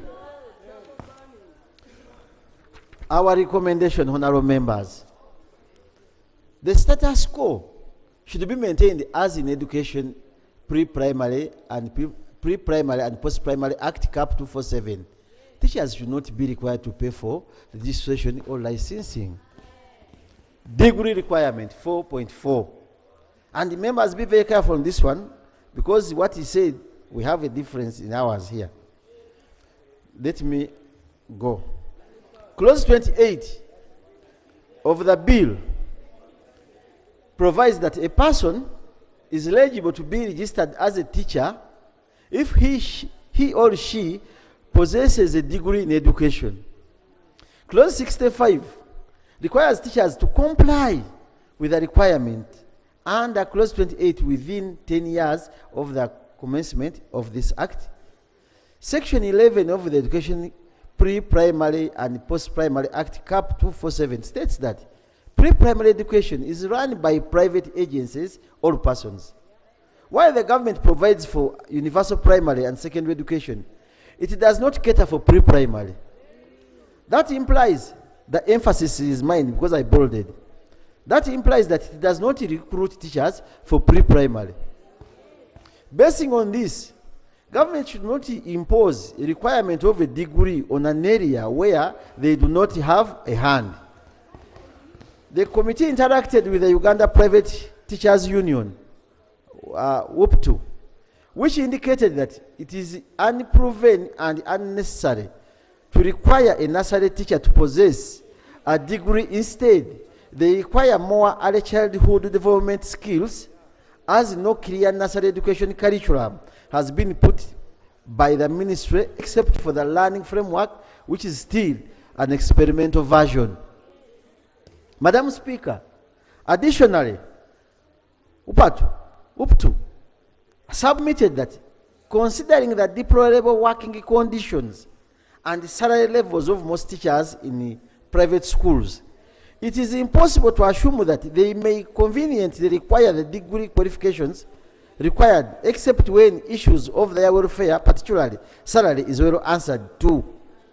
Accordingly, the government should start with seconding salaries for teachers in private schools to build their abilities to attain their requirements. Otherwise, this is intended to exclude the low-paid teachers from teaching career. Furthermore, Madam Speaker, during the benchmarking visit to Ghana, the committee members were informed that all teachers in Ghana are required to have a degree qualification. However, all public servants in Ghana are paid at the same salary scale upon attaining a bachelor's degree. In contrast, in Uganda, teachers who have bachelor's degree are still paid the same salary as a person who has attained a lower qualification, grade 3 certificate. I will not talk about science teachers. It would be unfair to require a teacher to have a minimum of a degree without a salary commensurate to the degree. Madam Speaker, most stakeholders did not agree with the degree qualification, and their views are as follows. Busitema University, this is a 6-page report. Busitema University. This is the institution where they are taking teachers for degrees. Proposed that pre-primary teachers not be required to have a degree to be eligible to register as teachers. Proposed gradual phasing of primary and lower secondary teachers without degrees, as was done with the grade 2 primary teachers of the 1970s to the 1980s. Educational standard ASC. Expansion of eligibility for registration as follows. A, degree in education. B, relevant degree and postgraduate diploma in education. A diploma in education, i.e. grade 5 teacher who acquires a relevant degree qualification. Note 2, clause 28(1)A poses a qualification in education. In this regard, it is our view that we do not need some teacher academic qualification to handle the education levels like nursery, primary, or secondary levels. Instead, emphasis should be put on necessary skills and particular levels, e.g. early childhood development skills or nursery. Recommendations. 1. Madam Speaker, teachers should not be mandated by law to have a degree to teach. However, government should encourage teachers to upgrade their qualification gradually. 2. Where government requires a degree, government should provide a salary commensurate to a degree qualification.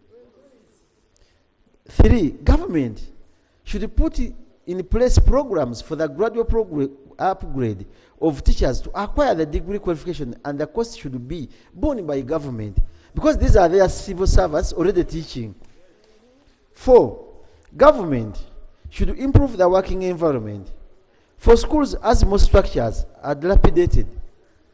Teachers lack teaching materials and the student-teacher ratio is high. Madam Speaker, in this one, as I conclude, you are requiring me to have a degree, but you are taking me to a class which is dilapidated, the floor is smeared with cow dung, and the environment, the rooms are condemned. Then the teacher is having a degree in a nice suit like someone is putting on, but going into a school, a class with no teaching aids and everything not put in place. And that one alone cannot suffice. So, Madam Speaker, as I conclude, I want to thank the members and you, Madam Speaker, in particular, the ministers who came before us, the Attorney General, and this in their own submission. This is what they stated, members. There is a slide. Therefore, the National Teachers Bill 2024 is the guarantee for translation into action, the intent of the National Teachers Policy of 2019. The bill is facilitate regulation of the teaching profession by allowing certain courses of action, coercion. Coercion, look up that word on your phones, kindly Google it, through requiring or prohibiting certain behaviors of teachers and certificating institutions. So I pray, honorable members, through the speaker, that you use the divine intervention. That's why even I moved with this nice rosary with me, with the word of God, that you support our minority report with the powers of the Pope, since I'm from Rome and the Vatican. Madam Speaker, this one, just the divine intervention will come to you and you accept the minority report, and this bill will eventually maybe collapse. Thank you, Madam Speaker. Thank you. Honorable members, of course, these reports are informative. They help us in making amendments to our clauses. That is the role of the reports. You've had both the major report and the minority report, and I'll stand over the debate. Item 8. What's wrong with you? Item 8 on the order paper. Motion for adoption of the report of the Public Accounts Committee, Central Government. Correct wants to become the Speaker of Parliament. This size mate of yours. Yes. Peter, Minister, do you have something to say? No, Madam Speaker. Madam Speaker, like you've they are talking with size mates. Madam Speaker, you've correctly guided that my colleague made it on record here that I'm the size mate. So I don't know whether she wants now to take over a different size, which I Honourable members, we stand over the debate on this report, and let's go to an item. Pardon? Right, Honorable Speaker, but the members who are present this late evening should be given the priority when the debate ensues. I know all of you. I can see all of you. I can see all of you. I see Hassan, I see Jimmy, I see Hajati, I am seeing all of you. Honorable members, there was a report. Item 8. Item 8 on the order paper. Motion for adoption of the report of the Public Accounts Committee, Central Government, on the Auditor General's report on Treasury operations and the consolidated financial statements of Government of Uganda for the year ended 30th June 2023. Honorable members, we stood over this report because we wanted a response from the Minister of Finance, Planning and Economic Development. And when the minister came, there was a control review from Honorable, I think, Jonathan Odur, and he said what could be done is to get a response in terms of a treasury memoranda. And we can only get a treasury memoranda after we've adopted the report. So I now put a question. I put a question that the report of the Public Accounts Committee, Central Government, on Auditor General's report on the treasury operation and consolidated financial statements of Government of Uganda for financial year 30th June 2023 be adopted by this House. Those in favor say and the contrary nay. The ayes have it. And we also have reports that have not been completed, that have not been presented to this House. And since we are going into a budgeting time, we have to adopt those reports too, for us to complete the accounting cycle. I put a question that the recommendations of Auditor General on financial statements of all the entities that were not reported by Public Accounts Committee, Central Government, for financial year ending 30th June 2023 be adopted by this House. Those in favor say and the contrary nay. The ayes have it. Honorable members, there was a motion in this house that was brought by Honorable Nathan Nandala, where at the end of a financial year, the only thing we allowed Honorable Chivumbi to continue with is the projects. So what we are adopting is the reports that have not been brought here, but the time has passed. So we'll continue with a debate on this report of Mukatuliki and the education bill tomorrow. House adjourned to tomorrow.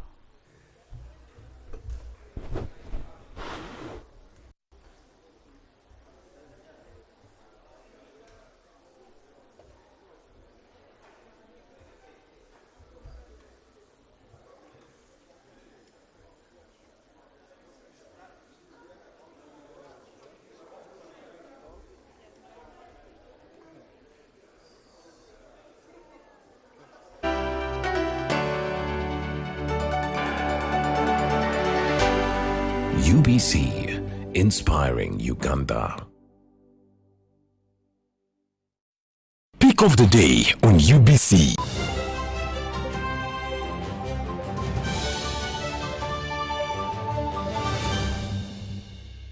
Was brought to you by I'll call you every day, yeah, yo, baby, don't know. You can now get all the Chibuzi out with MTN voice bundles. Call all networks. Kubei Dondoro. Buy a 25-minute voice bundle for only 1,000. Or buy any daily voice bundle of your choice. Dial *100 *21# and select daily or use the My MTN app.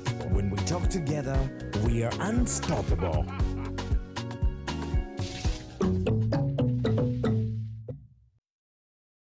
There is myths that so many of you live by. If your eye is twitching, it means you're going to see someone you like. If it shines and rains at the same time, it means a leopard is giving birth. If your hand is itching, it means you're going to get money. If you see an owl, it means somebody's gonna die. If you hear of a disease outbreak, just know it is in a village district at the border next to some suspicious country. You will want to scratch that last myth because Mpox is in 19 districts and Kampala is among with dozens of cases. Please stop going around checking anyone's hand. Mpox kills. Protect your loved ones.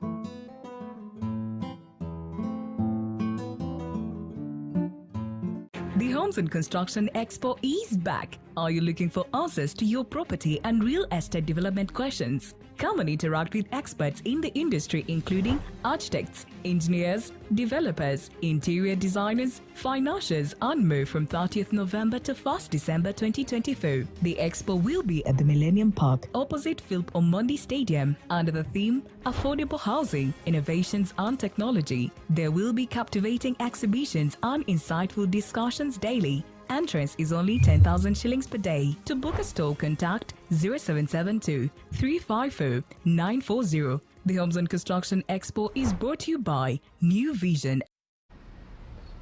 To be a winner, you must have the discipline of a tiger. But when fueled with MTN Momo, winning is easy. Simply get your phone and use the Momo app or dial *165*3#, enter merchant code, enter amount, enter your Momo PIN, and pay. Congratulations! Your car is happy, and now you stand a chance to win mobile money with MTN Momo. You used to tell me that I don't make you happy. All that time you would be complaining. I'll call you every day, yeah, yo, baby, don't know. You can now get all the Chibuzi out with MTN voice bundles. Call all networks. Kubei Dondoro. Buy a 25-minute voice bundle for only 1,000. Or buy any daily voice bundle of your choice. Dial *100 *21# and select daily or use the My MTN app. When we talk together, we are unstoppable.